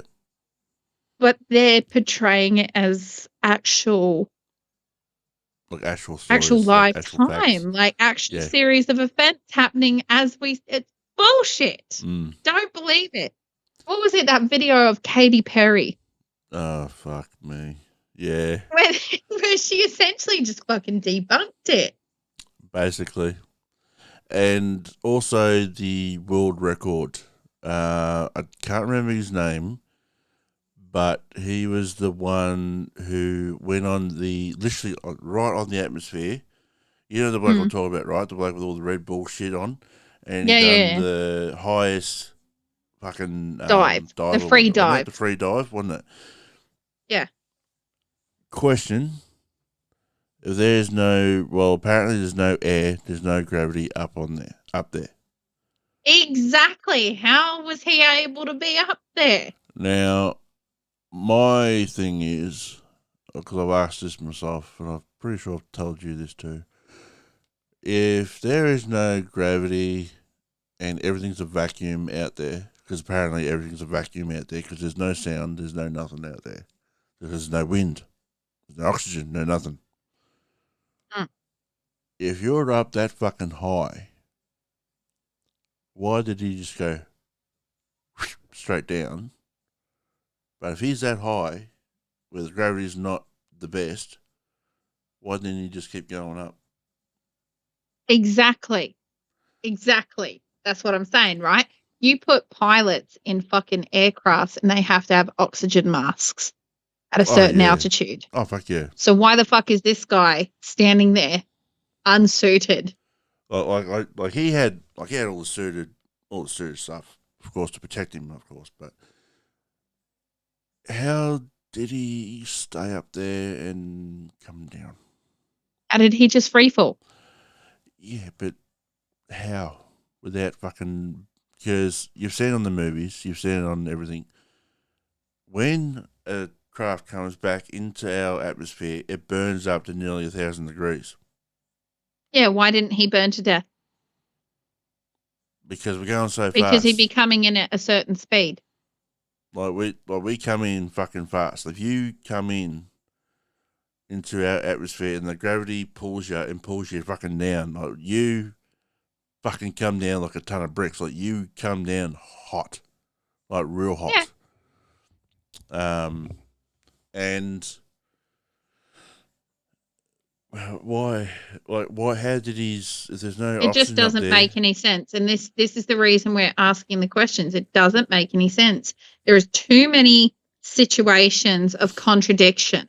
And it's a simple fact too, is that why didn't his lungs explode? Exactly. And because there's another theory in space that apparently if we go out there, everything, all the moisture, all the oxygen gets sucked out of our blood, out of our skin, out of our organs, everything, and it's just gone. And apparently we turn to ash. Exactly. So, that's the whole thing. If there is such thing as a no gravity thing, if there is such thing as a space program that actually did prove that he went to the moon, then why can't we do that now? Why can't we go to the moon now? What type of technology do we have to keep, or did we have to give up to not go to the moon again? And what type of people, or what type of secret society or a government or a higher order say to us from, and this is my question to you, right? What type of person or order has told us, A, you've gone to the moon, apparently, but you can't go back there? Did we ever have that technology to go to the moon? Because I can guarantee you right now, you need a fucking good bloody engine and you need a good fucking rocket to get there and back safely. It's not exactly a short trip. It's a long fucking trip. It's like when you look at, I'm not a rocket scientist by any means. So if there is one out there that wants to answer some questions for us, by all means, again, send us a message. But I don't understand how a rocket, it shoots up, right? It's got the trajectory, it's got the fuel and everything like that. And parts break off until it reaches the floating stage to its destination. And then it lands. It flips itself and lands for some reason. And then it's able to take off with the same kind of trajectory without having to get rid of fuel tanks and this and that and the other and propellers and blah, blah, blah, and return back to Earth. I'm not a rocket scientist, like I said, but it just doesn't make fucking sense. No, without a continuous engine that you can turn on and continually move. Why aren't we using engines? You don't need oxygen per se to power an engine. No. There is enough technology out there, water-based engines. I can understand why they wouldn't use that, because the theory is that it's freezing in space and it would harden the water. Technically, it would, yeah. But apparently. We have fire. We have fire to counteract that.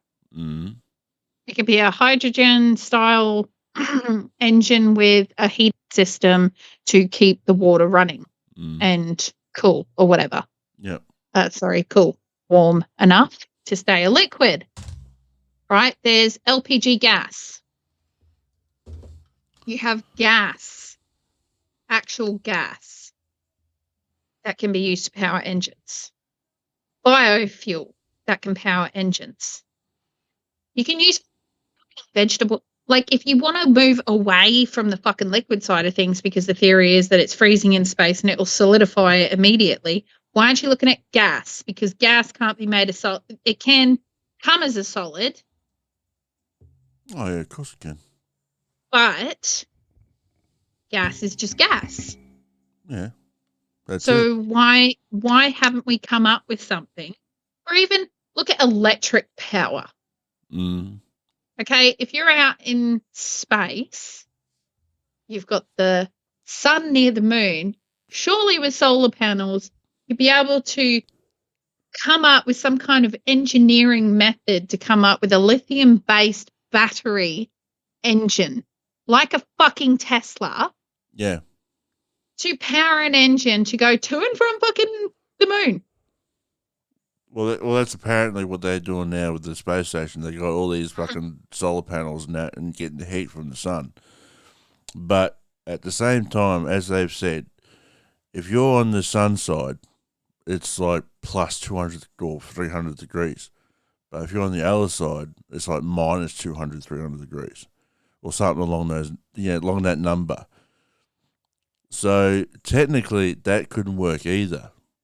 Because if you're on the wrong side of the fucking thing, your batteries would bloody drain out in seconds. Because just the power of that fucking thing would take, it would but take this is what I mean. Like, they say we've lost the fucking technology for it. How?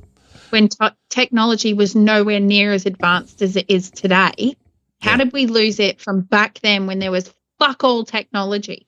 Yeah, well, that's it. Like, how did we actually get to the moon and back safely when technology back then was fucking shit house? Mm-hmm. Like, the rockets originally came in, the small ones came in during World War II. Years ago. Years and years and years ago. Yeah, they first started using rockets in World War II. Maybe a couple of years beforehand. But nothing to the power. Nowhere near amount the power that it would take to get to the moon and back.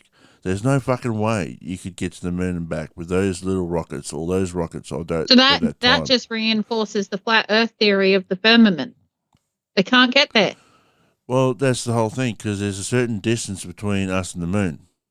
I think it's like about, just top of my head, I think it's like a couple of months, if not a year away from us, I think. And so to have that equivalent of power to actually go from here to there and back, the amount of fuel you would have would be nearly... To burn enough trajectory power to force us into a, what do they call it, into a trajectory line of power to get us to and from. They would have to have an extreme amount of power, which we seek when leaving. But you would also need the exact same when returning, which you've just lost half the fucking rocket. You've lost half the fuel supply. If not, probably more. Are they saying you don't need? Are they? Yeah, but also on top of that, okay.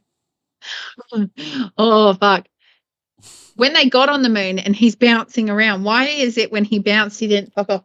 Oh, bye. Well, because he had thrusters. But in his outfit... Yeah, there was no thrusters on the outfit. There was nothing in there. And when he was bouncing about with a fucking flag, why didn't he, on the first bounce, go, wee? Exactly. And that's... Okay, bye. And what about we? But that's... One small... It's like, oh, fucking... It's like, one small step. One giant. Help me. Help me. It's like... Exactly. Like, it just, like, if you go off the theory of gravity, like you said, what was keeping him in little bit? Oh, because the gravity level on the moon isn't that expansive, but he was still floating to a certain extent. See, if there was no gravity, because apparently they reckon there's no gravity on the moon. Okay. If you go back to the original fucking video, he's only jumping like that far off the ground, I'd nearly have to say. Probably about. What, is that because he's trying to do normal steps, or was he actually going doing, doing, doing? Because even then, again, the theory would suggest that he go boing. Well, that's it. The way he was boing, jumping. oh God, help me. Well, I guess so. I guess I'll do. Fuck off. I don't, nah. See, that's the whole thing. They call it the space race back in the 50s and the 60s because the United States were at a furious fucking They couldn't battle. even make a fucking phone back then. No. See, oh, mate, there's so many fucking things when it comes to this. Like, there's just no way that, like, you can't say. Like, even people can argue the toss with me over it, but there's still so many holes in the story. Well, it's like this, right? Like, we have got rockets now that could get to the space station, but the space station apparently is about 50 is to the atmosphere, at the outer atmosphere. 100 kilometers is the outer atmosphere. I think it's like, because they have to go out of the atmosphere into open space, because then if they go to a certain area, it will get sucked into the gravity field, apparently. Yeah, but the technology back then, again, there was no suggestion. There was no suggestion back then of such a long distance of live stream. No, fuck no. Like, half the time they had. There was your local stations because it was a shorter distance of streaming. Yeah. And we're talking a live feed, which should have suggested that we had the internet technology back then to do that. Well, here's the thing too, right? We only got colour TV here in 1975. Mm-hmm. Colour TV. Mm-hmm. It was between 1975 and 1980, because I remember, because my pop got it was 1980 or 1979 or something like that, because my mum told me that my pop bought a TV, a brand new TV, and it was colour. Just a little side quest here. And he got it home ready to watch the cricket in colour. And then all of a sudden the fucking lightning strike and blew up the TV before he could actually watch the cricket. And that was back then. How are we able to put someone on the moon when we're just getting colour TV? Like in 1975, 1965, America had their colour TV, right? I know, I could be wrong on those dates. I'm just saying. But colour TV, like, we just had the technology to get into the colour TV, and we had the knowledge and the power and everything like that to get to the fucking moon and back safely. Fuck off. Yeah, but we knew about colours way before then. So why did it take us so long to put it in a picture formation? Exactly. So when it really comes I think it's all a strategy. I reckon it probably a strategy of release of information. I reckon. Because if you give too much knowledge to people about what really goes on with everything, it gives them less power to control the modern person or the average person. I mean, that kind of, like, I get that, but I mean, the level of control these days, I mean, look at your fucking subscriptions. Subscription list. Like, it's not like back in the 90s, like, oh, fuck, that was what hubby told me today. He turns around and he goes, they were talking about movie night, and Leo was asking his dad, like, what movie they're going to watch, and he goes, we should go to the video store and we'll get some coloured popcorn, and it just fucking sent me back to my childhood. The old blockbusters, going and renting a fucking movie, and then we moved away from movies and we moved into DVDs. Yeah. Right? Exactly. And then suddenly we moved into live stream, live broadcast, able to purchase the subscription to Netflix, and then this and then that. And it's a monthly subscription. Yeah. And you get anything and everything you want, but you only get it if you pay for it consistently. Now, if you rack up how much you're spending per year on all of these subscriptions. It costs more than what it used to purchase that movie that will forever be yours. Oh, yeah, most definitely. We don't own anything anymore. No. Everyone remembers back in the 90s what it was like knowing that a new game was coming out. And we would wait at the game store for that game to be released, and we would buy it, and we'd be the only one that has just bought it out of our friends group. We'd invite all of our friends around, and we'd all have a shot. These days, do you have this game? Yeah, I got that game. I got it months ago, blah, blah, blah, blah, blah. Like the other day, I went and downloaded Sims 4 onto my Xbox. Now, Sims 4 is controlled by EA Games, which is linked to a Microsoft, right? PC based. Now, I can get it on my Xbox, but tell me why it's not a cross-platform purchase. I've bought hundreds of dollars worth of packs. Like, I still remember when the first Sims came out when I bought it, and once you had it and your special key that's it. to unlock it, that's all that's it. Like, new computers don't even come with CD-ROMs no more. You can't get a base that is included with every computer like it used to of Windows. The basic operating system along with Word and everything that comes with it. You have to pay subscriptions to have Microsoft Word. Yeah. And you can't just get that one. You have to pay a monthly subscription to have the luxury of technically owning it, but not really owning it. Yeah, exactly. Why have we moved into an age where we don't own anything? Short answer, I reckon it would be because the world's money is just run by money. And they want it to be ran digitally. Oh, shit, yeah. Because they can shut it down quick. Yep. At a flick of a fucking wrist, they can shut down all of your bank cards, all of your subscriptions, because nobody handles anything with cash anymore.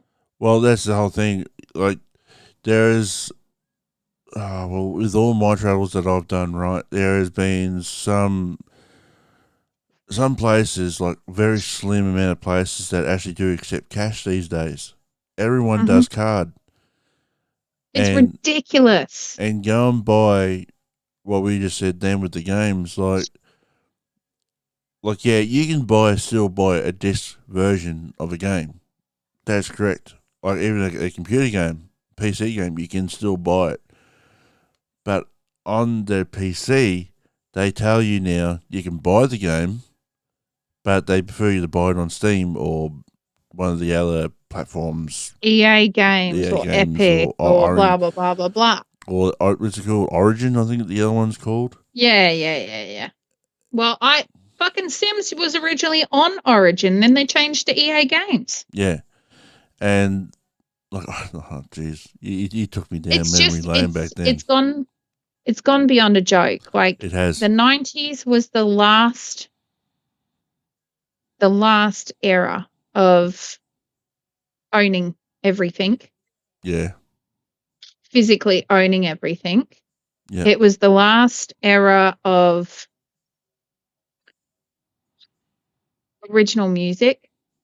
Yeah. Because everything since then has been remade. Rebooted, re-fucking this and just chopped up, put that back together and just completely fucked up. Like, what I've noticed these days is that it was the last known era of actual bands. The only bands that are still playing today originated from around the 90s and before. They were. That's it. And all of our favourite bands are dying. Fuck. Have you seen the recent images of AC/DC or Ozzy Osbourne or?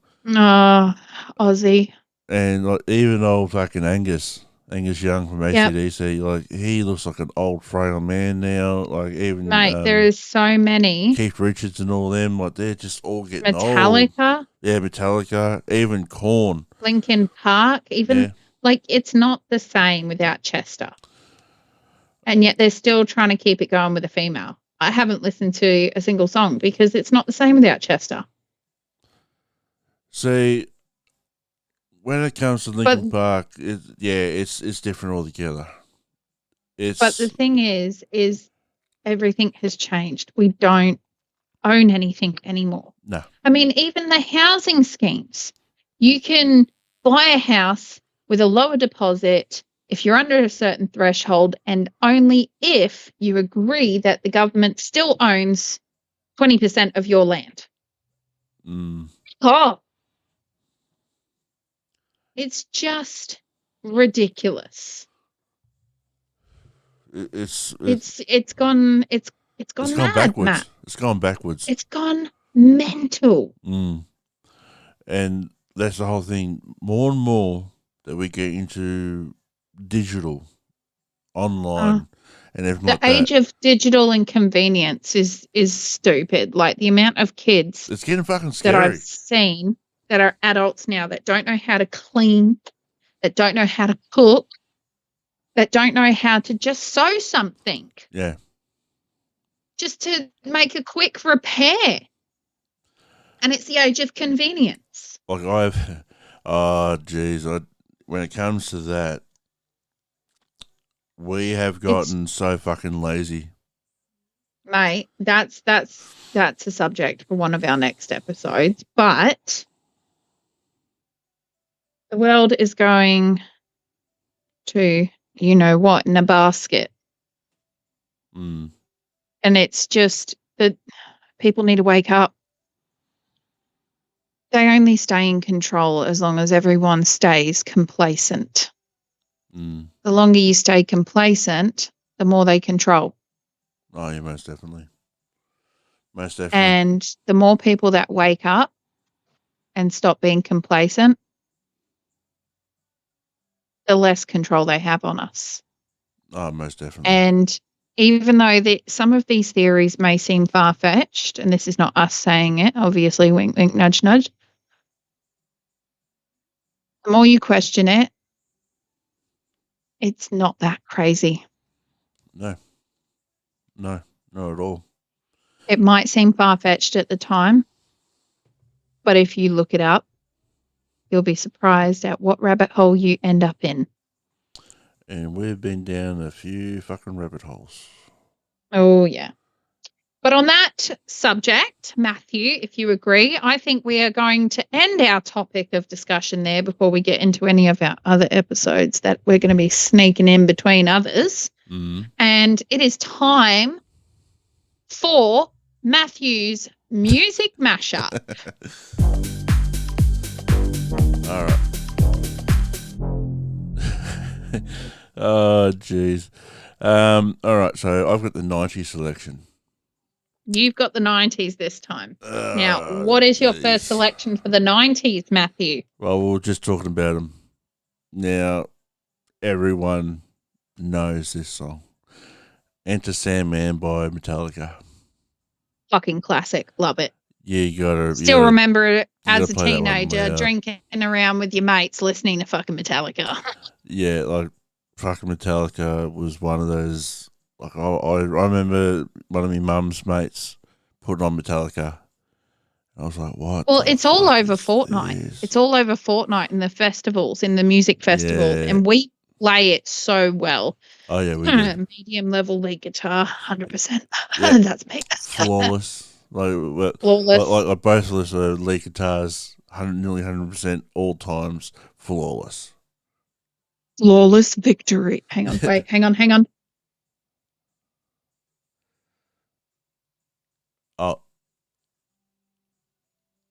No. Flawless victory. See, that's a part of her new sound card there, guys. That's a part of her equipment. She can make all different sounds and voices. Oh, yeah. Now, yeah, everyone knows Enter Sandman. If you don't know Enter Sandman, go and listen to it. It's a fucking great song. Do yourself a favour. Oh, you'll love it. Would you believe I was questioned the other day? Like, what was it? Who's Green Day? Are they off American Idol? I was like, I'm sorry, what? Oh, no, Good Charlotte. They're like, is that off American Idol? I beg your finest fucking pardon. That just proves how old we are. We're not that fucking old. Good Charlotte is still fucking relevant. Well, I'm sorry, but the thing is that we are that old now. The younger generations now are just. I am still 18 in my mind, and I believe that. And don't you dare tell me otherwise.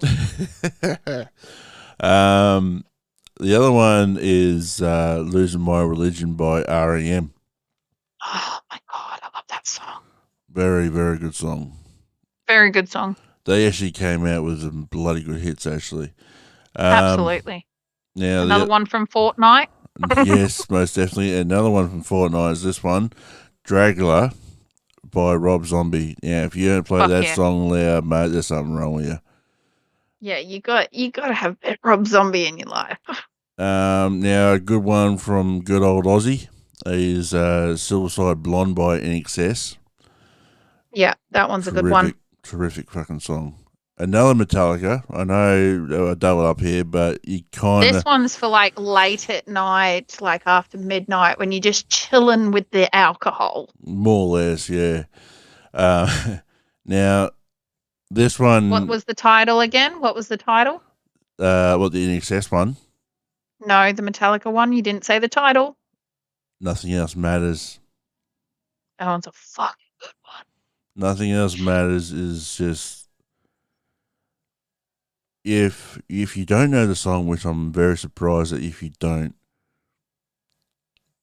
go listen to it. To me, really listen to it. Don't just listen to it for the sake of it.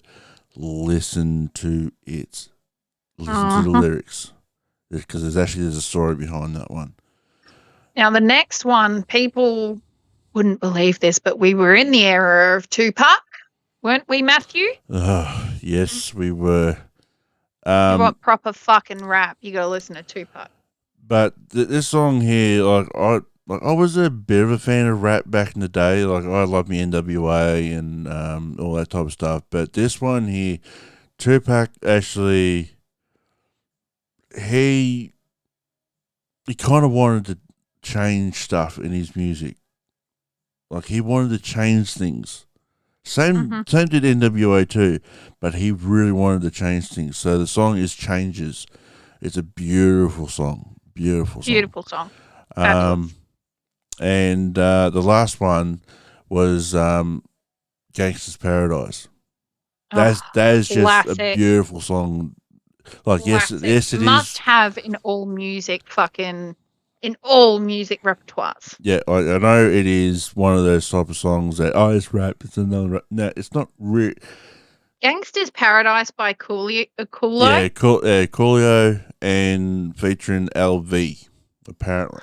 It was just so good. But it wasn't, to me, it really wasn't really. Living in a gangster's paradise. But would you agree that wasn't, it was a rap song, but it really wasn't a rap song? It wasn't. It was just one of those life-changing songs. There was a lot of life-changing songs back then. There fucking was. But that is my song selection.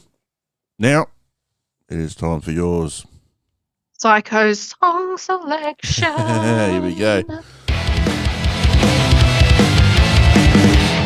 All right, now what's your song selection?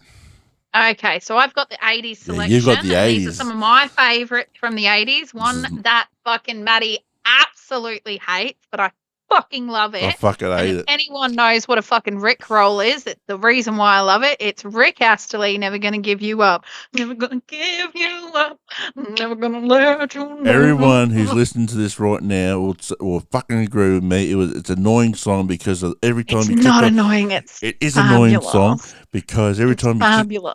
No, it's not fabulous. It's annoying because every time you clicked on a fucking song or clicked on a fucking video, and it had a picture of something, and then all you hear is that dun dun dun dun dun dun dun dun dun. It's like, fuck you, it's fucking good, okay? It's good. Okay.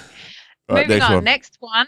Every girl should have this in their music genre is Cyndi Lauper. Girls just want to have fun, okay? It's a stock standard song for every female out there. You should really, really, really, really, really, really have it. With old Cyndi Lauper. If you haven't heard it, you're depraved and you should get it. Now, on to the next one is Duran Duran, Hungry Like the Wolf. That one there was basically, that I remember, was played in nearly every song, every Aussie pub. Mate, All it's the still fucking relevant time. today. Out in the country, around a bonfire with your mates, Hungry Like the Wolf comes on. Everyone's going to fucking belt that banger out. Oh, fucking hell, they are. Now, for those who's not familiar with her, you should be familiar with this song. Everyone loves a bit of Dolly Parton from 9 to 5. Oh, she's just fabulous. I love her. She's so controversial, but in a good way. Like she portrays herself as the entertainer and she doesn't get into any of the bullshit like all the others. I love her. I love her. I love her. Now, again, another banger for the parties is the Bangles. Walk Like an Egyptian. Everyone knows the dance. Walk like an Egyptian. Bam, bam. Walk like an Egyptian. Bam, bam. Everyone loves it, okay? Fucking download it already, you fucking depraved bastard. Next one. You delinquents. Next one is the old school classic with Freddie Mercury is Queen. Another one bites the dust. I remember having to do a tap dance song to this in school as part of one of my dance fucking projects, and I still loved it back then. Back when my dad used to leave me the shed to just smoke my cigarettes, chill with my friends, eat my lollies, and play my music. He had every record of fucking Queen, and that song, the beat, the bass, everything. And the riff. The riff delicious. Was fucking good. The riff. Oh, so good. The dum, dum, Nobody dum, can beat dum, dum, dum, dum, Freddie. dum. Nobody can beat Freddie. Oh, don't get. Okay, and that's it for my song selection. We are going to move on to Is It Worth the Money? A hit or miss? All right, let's do it. What's the first subject? Powdered milk. Yes, I've been hitting the powdered milk repertoire with the struggles lately. Powdered milk is a very good alternative to fresh milk. If you're basically going out to the bush and you have to not take fresh milk with you, powdered milk is always a good thing because all you got to do is mix that up with water and you're fine. You're all good. You're all set. But as a mum who has consistently gone through struggle times, me and my partner, making sure the kids are fed and we've got enough shit in the fucking cupboards. Yeah. Powdered milk should be a stock standard in the cupboard. My kids have tried the full cream and the skim milk version and they prefer it because it is literally milk that has been dried. Basically has, yeah.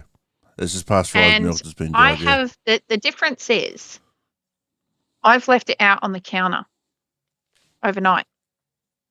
Yep. Because, I want the milk and the cereal up on the counter readily available for the kids for the morning for breakfast. And a few times I've left it out.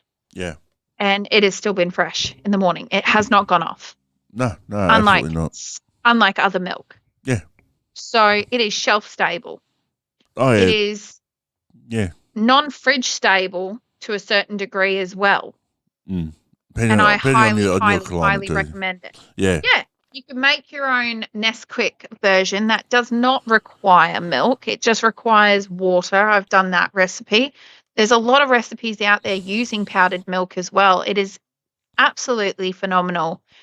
And the cost works out. Oh, yeah. The cost works out 100%. And yeah, it's a it's definitely worth the money. Yeah, no, for sure. I reckon give that another fucking cash. I reckon it's just something that's really worth the money. And I honestly think too, it is definitely worth the money because, like we said, there's one nana was on it. Like you've been on it, I've been on it. Like even when I've been up north, or even with like I said with camping, it's so easy to maintain, so easy for shelf life. It's so easy to make up. You can make it as thick as you like. You can make it as rich as you like. You can make it however you like. You can make it you can even get full cream milk powder. You can even get actually lactose-free versions of it now. Yeah, you can get all sorts of shit with it now when it comes down to it. Like I said, if you get full cream milk and you accidentally get it, oh shit, I got full cream milk. It's okay. Just add more water, less milk, and then you got skim milk. It's as simple as that. That's basically what it is. Because the whole difference is between full cream milk and skim milk. Just the fat content's been taken out, the cream content's been taken out of it, and then you basically got skim milk. That's basically what it all is. So that's what I reckon. Next subject on is it worth the money, or is it money down the drain, is freezing bulk products. And we're not just talking your leftovers. I'm talking fruits and vegetables to ensure that the products that you're purchasing aren't going off. Now, I have fucked up a few times by thinking that freezing pre-cut pumpkin, potatoes, carrots, sweet potatoes, that they would just freeze like that. And that's not true. I have to parboil them. So you have to parboil them enough that they're pre-cooked, because if you freeze them without parboiling them, then unfortunately they go brown and gross and they don't mash at all. Now, if you want to pre-make mash, you literally have to make the mash and then freeze it. Yeah, because watery. Exactly. Eggs are good, scrambled and frozen. And I definitely think that with today's current economic status, I am definitely saying if you do research on what the shelf life, you get your bags, you prep it correctly and freeze it. I mean, I've done like 2-3 bags of onions. I just spent an afternoon chopping them up. Yes, I cried a lot like a bitch. But it has made it convenient when cooking. I just pull a mini bag out, dump it in there, ready to go, wash the bag out. I can reuse that bag and freeze it. Oh, yeah, of course. And it has meant that I have wasted less in my fruits and vegetables and stuff like that if I am freezing them. And I definitely think it's worth money. Yeah. Now, when it comes to freezing bulk stuff, and it does save you money. It does save a shit ton of money when it comes down to just make sure you do your research on life expectancy, shelf expectancy in the freezer. Make sure you mark it with a black pen. Yeah. Make sure you reuse your plastic bags. Yeah. It depends on what you're freezing to, but just be careful what you're freezing if you can reuse those bags, because you don't want to cross-contaminate different like if you're going to freeze fish, just use those bags for fish. Yeah, it's the same with pork. Don't cross-contaminate it with pork and chicken, okay? Keep your meat separate, but vegetables, you're good to go. Yeah, most definitely. The one piece of advice that I can give is when freezing onions, bag them individually, put them in a larger bag, and then put them in a container, because it stinks out your whole freezer. Oh, yeah. I reckon garlic will probably nearly do the same thing. And it definitely works for red onions, shallots, and spring onions very well. Most definitely. Without having to parboil or cook them. Well, I reckon when it comes to freezing bulk products, I reckon it's a fucking win. For sure. Oh, it's definitely worth it. All right. So 100%. So this is probably one of the other ones, homemade or pre-made. Homemade.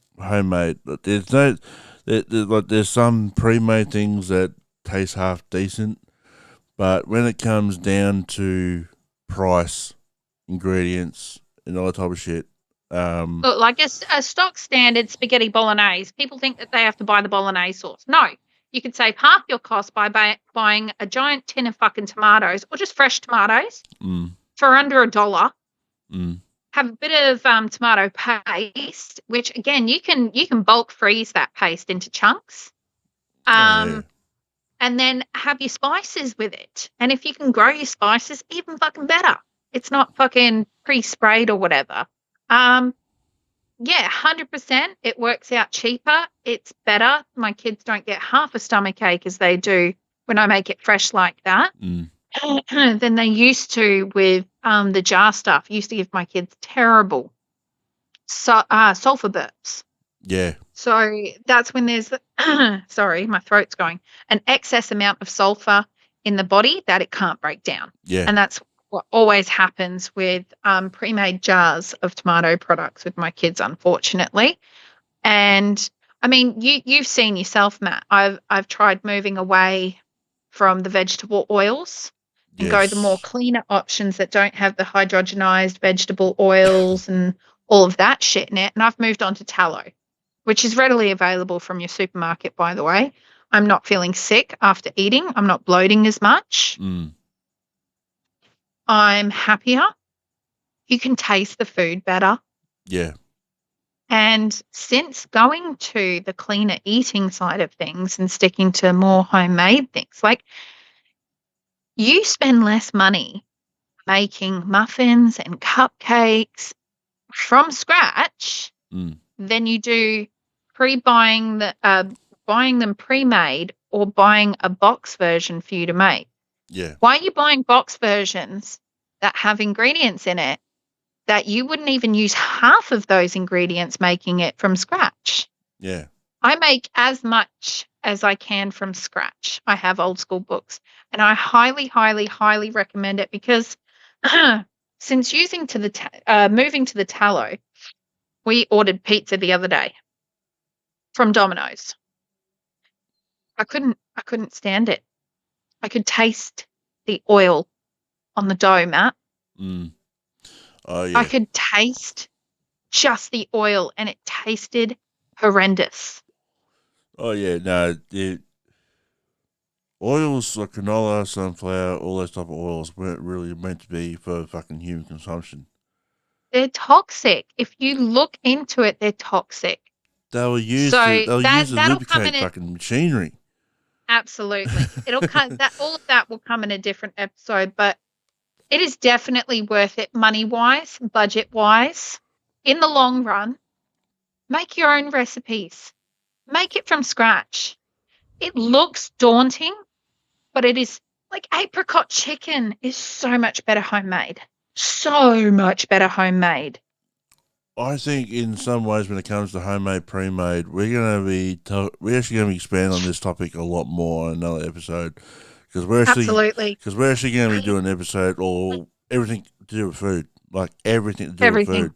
So we're definitely going to bring up that L area or that topic definitely because I've got a shit ton I'm telling you, 100%, it is definitely worth the money in the long run for homemade, pre-made. Is your money down the toilet? And well, just quickly before we move on, when it comes to homemade, pre-made, right? You know this too. If you want, just for a plain simple example, beef jerky, right? Oh, so much better homemade. Now, if you get a big bag of cheapo dehydrator from fucking Kmart, or if you want to go my style, and that's using the smoker, but. Even still, you don't even need to use that, Matt. You can just use your oven at a crisp 70 degrees over, I think it's a 4-hour period to slowly dehydrate it. See, I've actually done it both ways. I've done smoker and I've also done oven. Now, with the oven, I find that it is... 7 hours? No, it's not exactly 7 hours. You got to have your oven about 100 to 150 degrees. But you got to have your door open to keep the air circulating. It's one of those type of things. You can't just have the oven shut because otherwise it cooks and it burns. You got to have the air coming out because that dehydrates it. The hot air dehydrates it. It's the same with the smoker. But if you went to the shop now and got yourself, what's the main brand of beef jerky? Well, there's so many, but just 150-gram pouch of fucking jerky is costing you at least $15. Yeah, depending on the brand, it could even cost you more. Now, exactly, but if you go to your local butcher and buy a big chunk, say about a kilo of flank steak, it's about $15, and you get a kilo's worth of fucking meat. Well, I've actually done that before. I've actually gone and got my own meat, and I got about $15 worth of meat. You know, the packages meat you can get. Yeah. And it was on special, and I was able to cook up about nearly 2 kilos of fucking beef jerky. And it cost me all up with everything, with the marinade and everything, and it cost me about $20. And that's what it would have cost for a 150 gram pouch in the minimum. Yeah, and I was able to do 2 kilos, not grams, 2 kilos of beef jerky. But it's the same with fruits. You can dehydrate fruits. Oh, you can dehydrate a lot of packet shit. that you just spent fucking $6, that 200 gram packet that you just spent $2 on, say, for instance, of dehydrated bananas. Yep. You could spend about $2 on a bunch of bananas and come out with a kilo's worth of dehydrated bananas. Oh, yeah, well and truly. The age of dehydration, curing, and all of that has just disappeared. And I'm here to tell you, and Matt's here to tell you, it is highly worth looking into and doing to save you money in today's economy. Oh, yeah, no. Homemade for the win for me. I reckon homemade is definitely worth the win, worth the catch money, and that's simple as that. 100%. For fucking sure.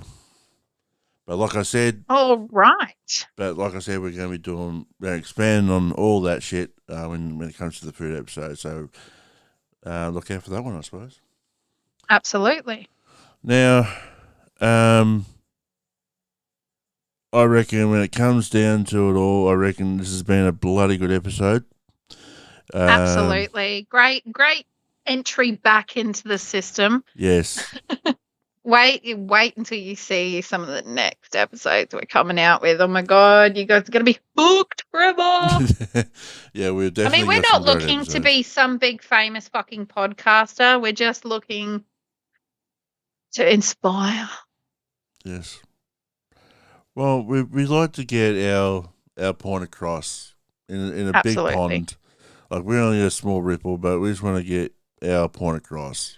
Because why not? Absolutely. 100%. But we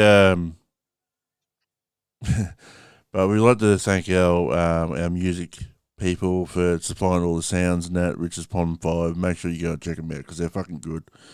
Make sure you go over there because I'm pretty sure if you use our name, you can get a bit of a discount. Yes, if you use our little link down in the description of our episodes and that. Go on there.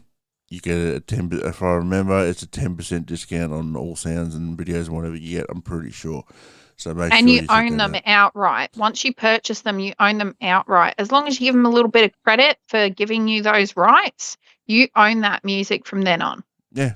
Well, they give you a certificate of license for it. Yeah, they do. And as long as you chuck on the certain stock meters provided by blah blah, like it says every time now. In our episodes, just good shit. Now, just to also too, if you want to contact us too, we've actually got an email address which is psychobushtalkpodcast@gmail.com. Send us your emails and remember all of those questions, people. All of those questions, you send them to us by email. You can either send it to us by email or on Facebook and whatever. But emails, if you want to send us by emails, go right ahead, mate. Or if you've got individual questions for me or individual questions for Matt, you can go to my TikTok, which is PsychoWitch29, or you can go to Matthew's, which is Aussie Bushman. Or Aussie Bushman on TikTok. Yep. It's pretty hard to miss when it comes to me and when it comes to Psycho Witch. So go and check them out. Just make sure that you start off your inbox message with, I have a question for your podcast, and we'll know exactly where you're coming from. Yeah. You just mention the top bit podcast question, or even just say podcast question or whatever like that if you want to. Yeah. And then we know exactly. And make sure you put your name down there so we can give you a shout out. Exactly. And that's the whole thing too, guys. We'll actually give you a shout out every time that you send us a message or anything like that. And we don't care what type of shit you send us. We won't the only times we won't read it is if it's offensive to certain things or certain whatever. But you know what? we don't give a fuck. So we'll just read out anyway. Who cares? But anyway, that's it from us for this episode. Thank you very much. Is that it? Are we nearly finished with? I reckon. Are we? Are we finished? Well, it's been a long episode. We've been going for nearly 2 hours 40 minutes. Pretty good episode for the start. 2 hours and 40 minutes. Jesus. 2 hours 40 minutes. Well, on that note, I reckon we shall say hooroo from the guru. Oh, actually, I've got a joke. Yeah. Oh, yes, of course. Yep. I'm currently reading a book on anti-gravity. Yep. It's impossible to put down. All right, guys. Catch you later on. Get it? Anti-gravity. All right. See you guys. Hooroo.